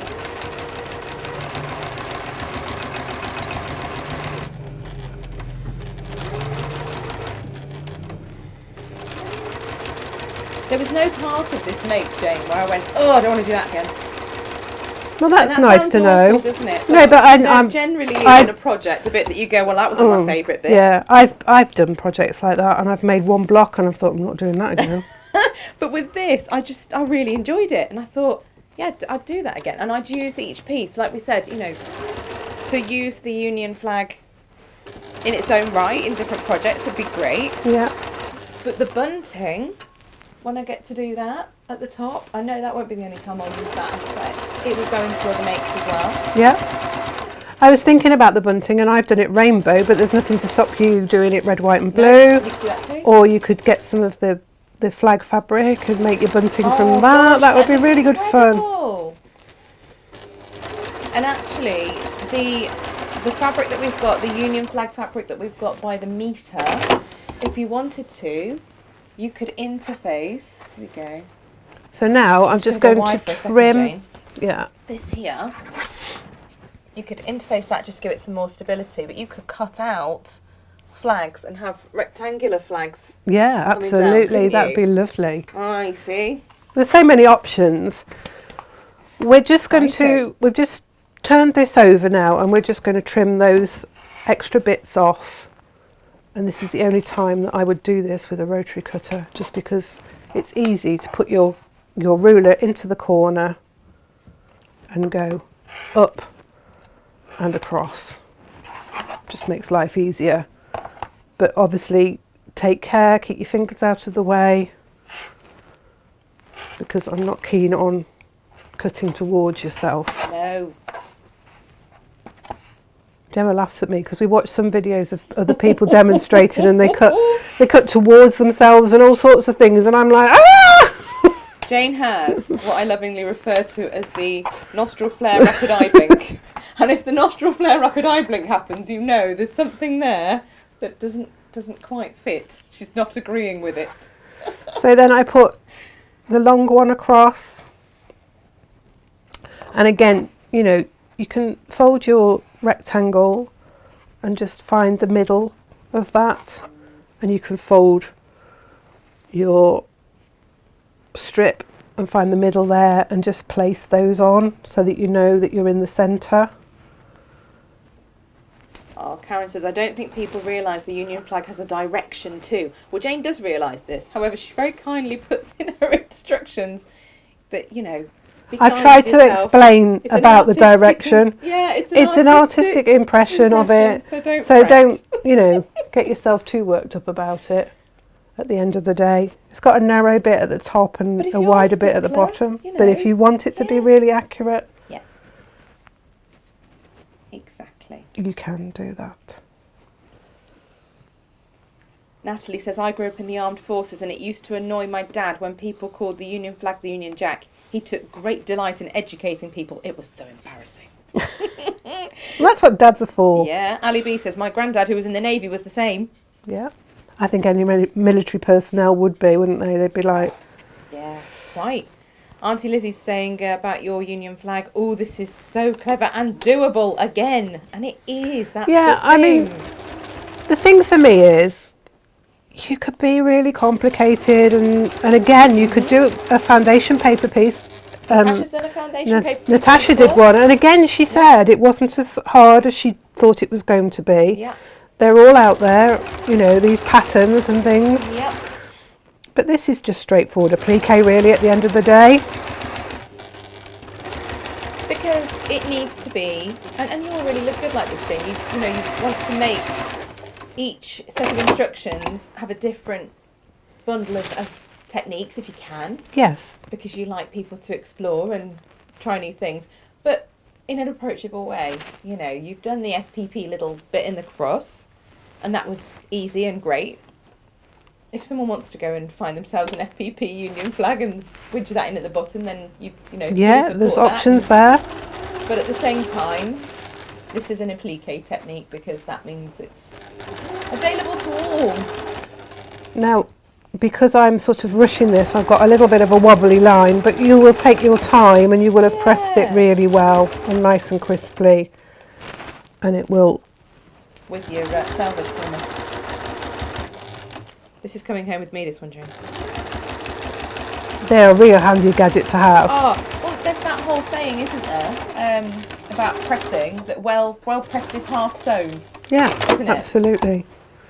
And again, we can fold this in half this way and just finger press that top and bottom to ensure that this piece, if we do that with our strip, we can line up the creases there and there. And we're just going to sew those down again.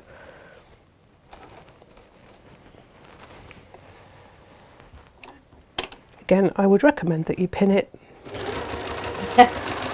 Absolutely.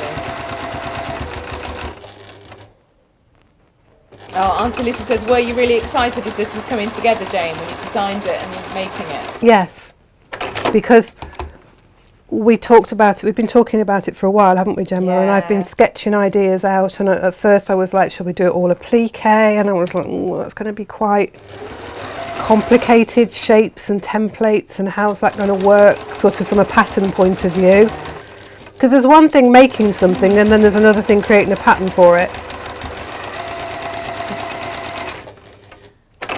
Okay. Yeah, and it actually coming to life is That's right, is a very yeah. different thing, isn't it?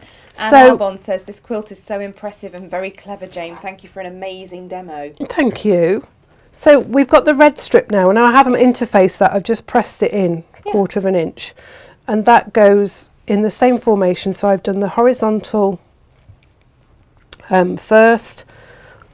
If you'll just bear with me, I'll change my thread.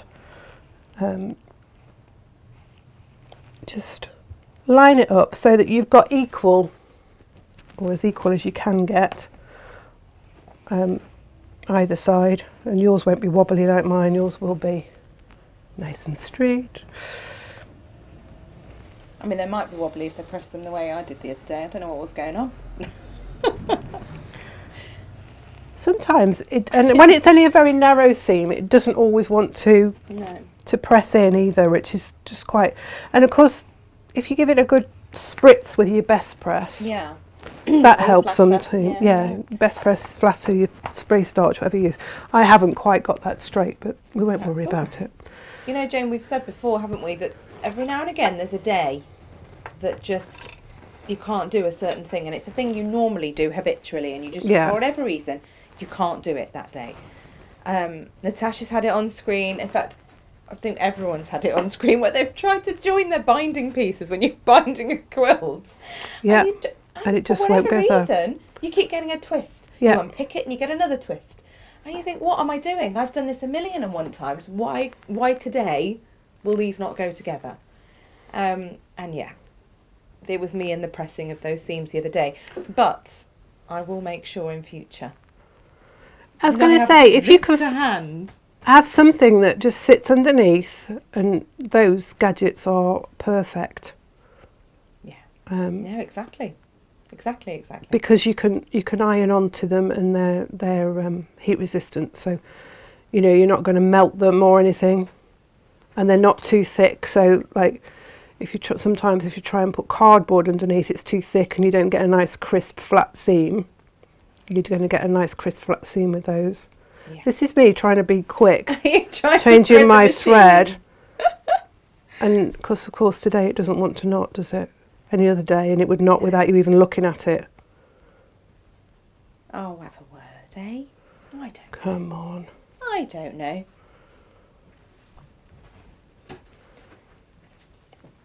Just talk among yourselves for a That's second. all right, no, they are. They've all sorts going on. There Claire we go. Angelina saw a post about the flags. They did the 4 flags, but gave up for Wales and just wrote dragon instead of drawing one.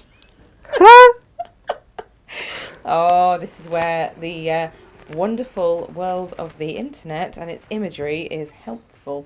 Yes, it is, because And it that's the really great thing does. with applique is you can do so much.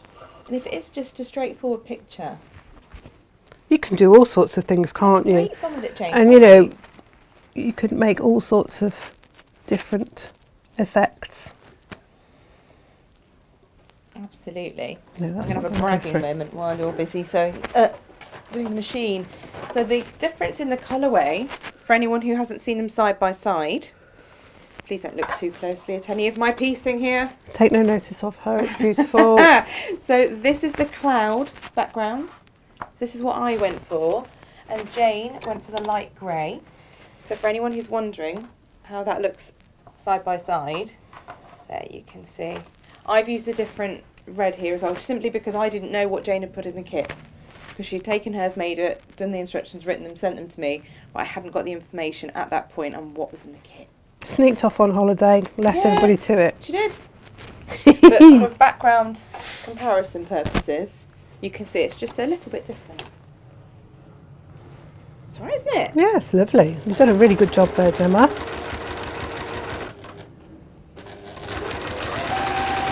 So again, I'm just sewing these strips down. I've pressed in 1/4 of an inch. I'm sewing them down quite close to the edge.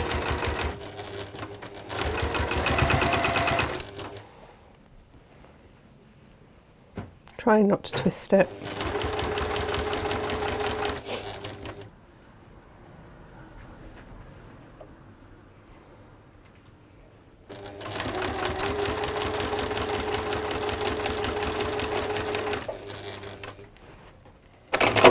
And then we're going to do the same on the opposite side.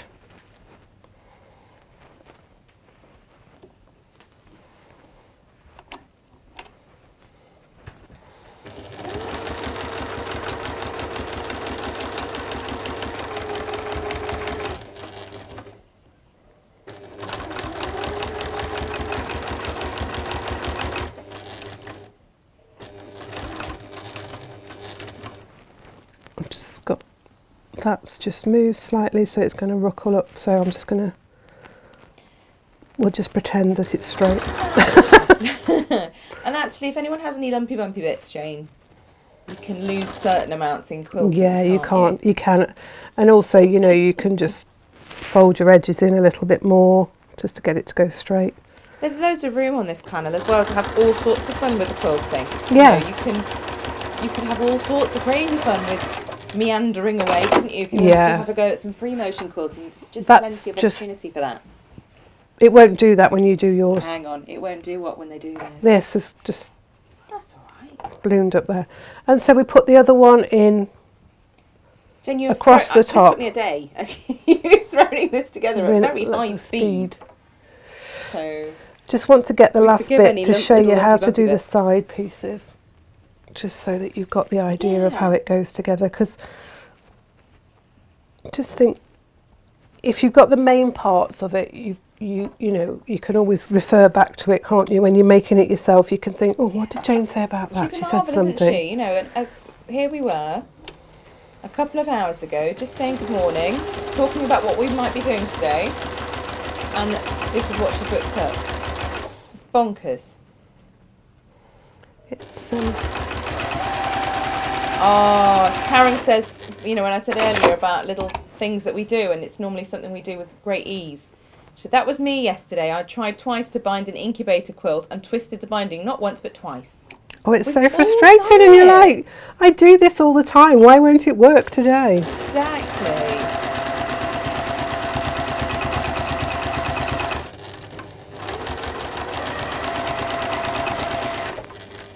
Okay, this is not how yours is going to look. Yours is going to look lovely and flat. Do as I say, not as I do, says Jane. But you get to this point here, so everything is sewn down.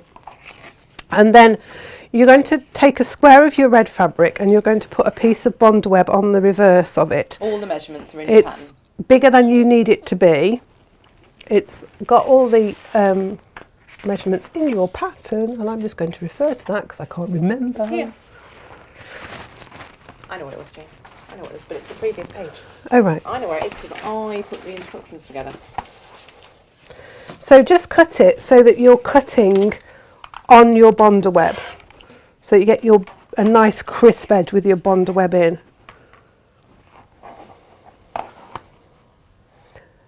And you're going to need 4 strips.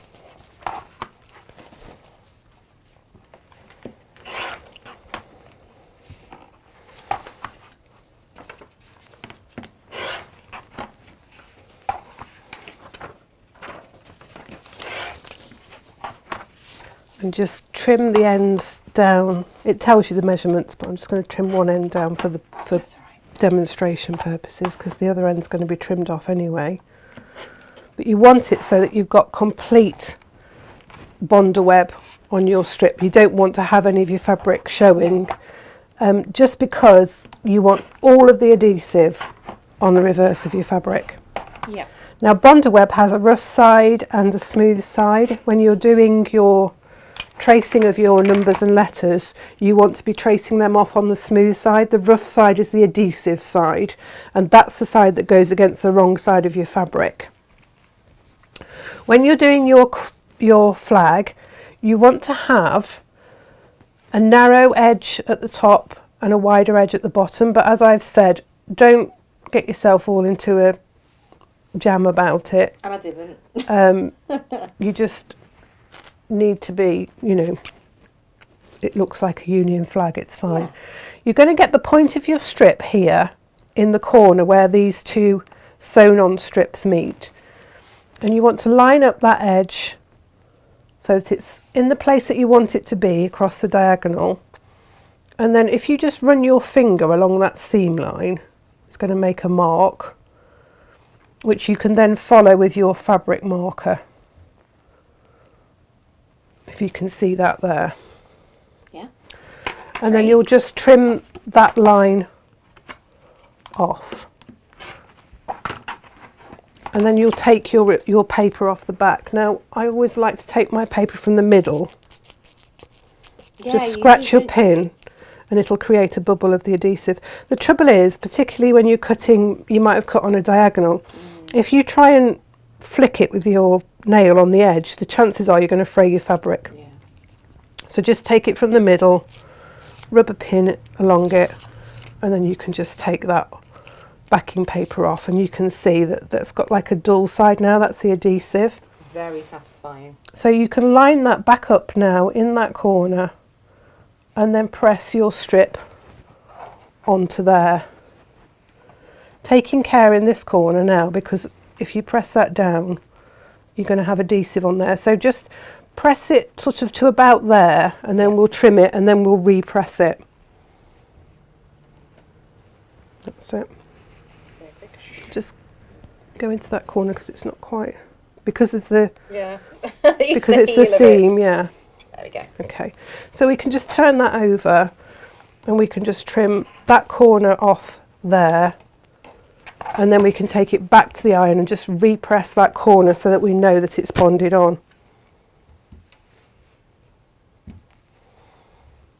It's quite a wonky Union flag, but you'll do that now by doing the same thing on all of your strips. Now, it needs to be narrower at the top, but you want it to come into the corner, so around about there. And again, just use your nail or your fabric marker. You could even use a pin just to score that so that you've got sort of like a crease where that joins in, and then you can mark it with your fabric marker before you trim it down. And you'll line that mark up with your ruler so you get a nice straight edge. Bondweb's so versatile, isn't it? So It much is. fun to work with. And then you can place that one along there and bond that down, and you work your way round, and that's how you get it. And then you'll sew across the top, and then the basis of when you finish that flag to make it into the bottom part of your quilt is that you sew your background squares either side, or the rectangles, and then there's a strip that goes across the bottom. Yep. Like so. That's simple. And that's that. The bunting section is quite easy to do, and again, it's all step-by-step instructions within it. It really is. You're going to have a large piece of your background fabric. Your remains of your navy that you did your bunting with, your binding strips with, you'll cut your binding strips, and this is the remnant that you have left over. Yeah. You just need to and you're probably better with your longer ruler. Yes, the one that you've left in the other room. Oh, here we go. There's another one. This one. And you want your 45-degree line, and you want to line that up with the bottom of your piece of fabric. And just slide it across so that you're coming into the corner there. You will have a longer ruler and it will go all the way along. And you'll cut a strip just through your line like that. And then you'll place your ruler on that cut edge at 1.5.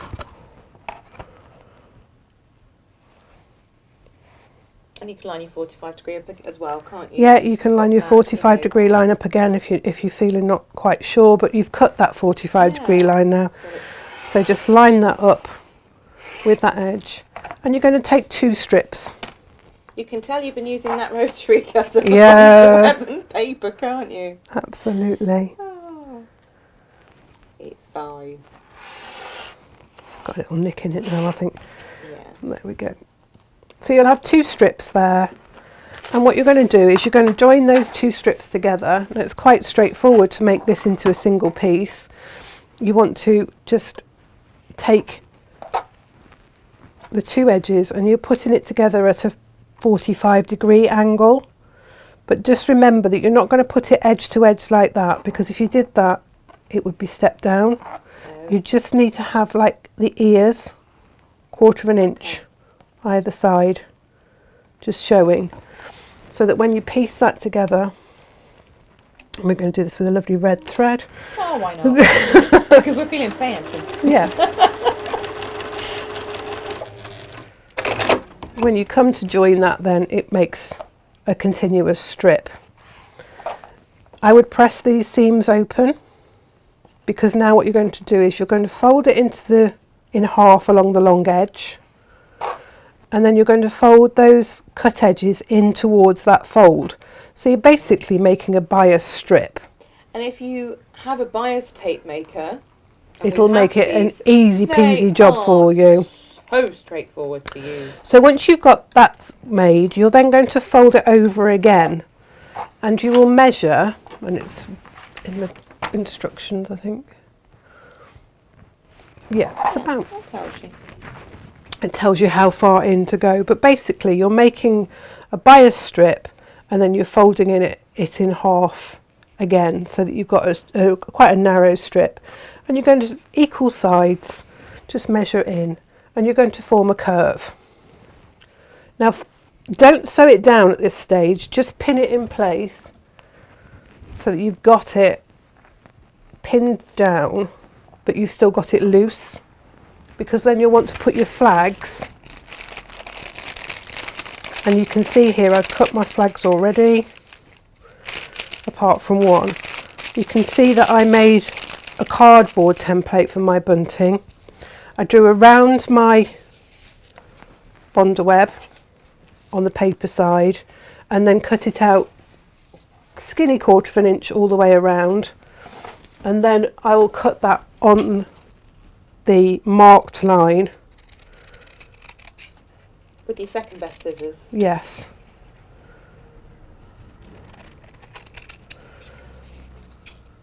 Again, so that the bonded edge is right up to the edge of the fabric. And the reason that I haven't sewed that down is then I can place my flags so that they're just underneath the tape. But I can just make sure that they're all in the right place before I actually iron them down. Obviously my tape would look your tape will look a lot neater than this, and it'll be a lot narrower, and it will have a nice shallow, but you can just make sure that it's even. And then you'll draw a line here. Again, the spacing is quite important. Find the middle, and you'll have all of your letters and numbers cut out, which you will then... Same way as you did your bunting. Yeah, just line them up with the date.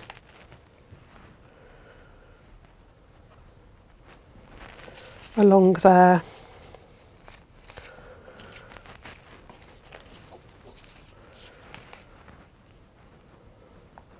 I mean, just the block you've got in front of you, Jane, you know, it'd be really easy to put engagement details. Yeah, you birthday could make any details, date on wedding there, couldn't you? details, and just make this block. Yeah, that would with make a someone's lovely wedding banner. date or- Yeah, lovely gorgeous. banner for remembrance. So, yeah, once it's nice and straight, obviously, you can iron that on. But in the instructions, I tell you here to draw a line and the spacing and everything else so that you can get that nice and straight. But then you've got your 3 sections that you then join together, and it makes your finished quilt. I have literally quilted around the bunting, around the crown, and around the flag. Done no more quilting in that. And you know, you had a holiday to go on. Yeah, I've done around the cat part. I mean, you could quilt around the ermine bits of the black triangles. You could quilt around your letters. You could have fun doing some filigree in the background. You could do all sorts of things with that.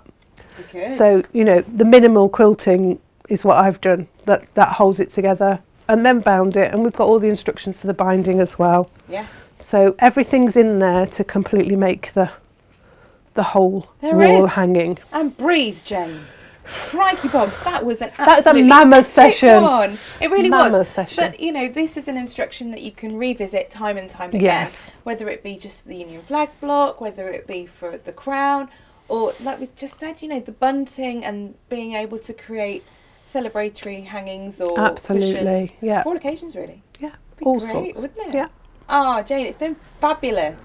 it's good fun. It's a good fun. Really It was a really nice fabulous. project to do. And Jane's really looking forward to seeing what you make with these Oh, instructions as well. absolutely. You might make something a little bit differently, or you know, use components in different makes, and it's really fabulous when you share those with us. Upload them to our website if you're happy for the world to see them, and that's on the Community Makes page.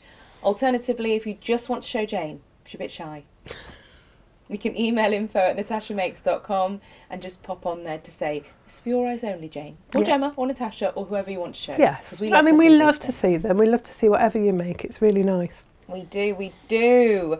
Oh, in fact, we've got all sorts of little comments on here. Fantastic, well done, Jane.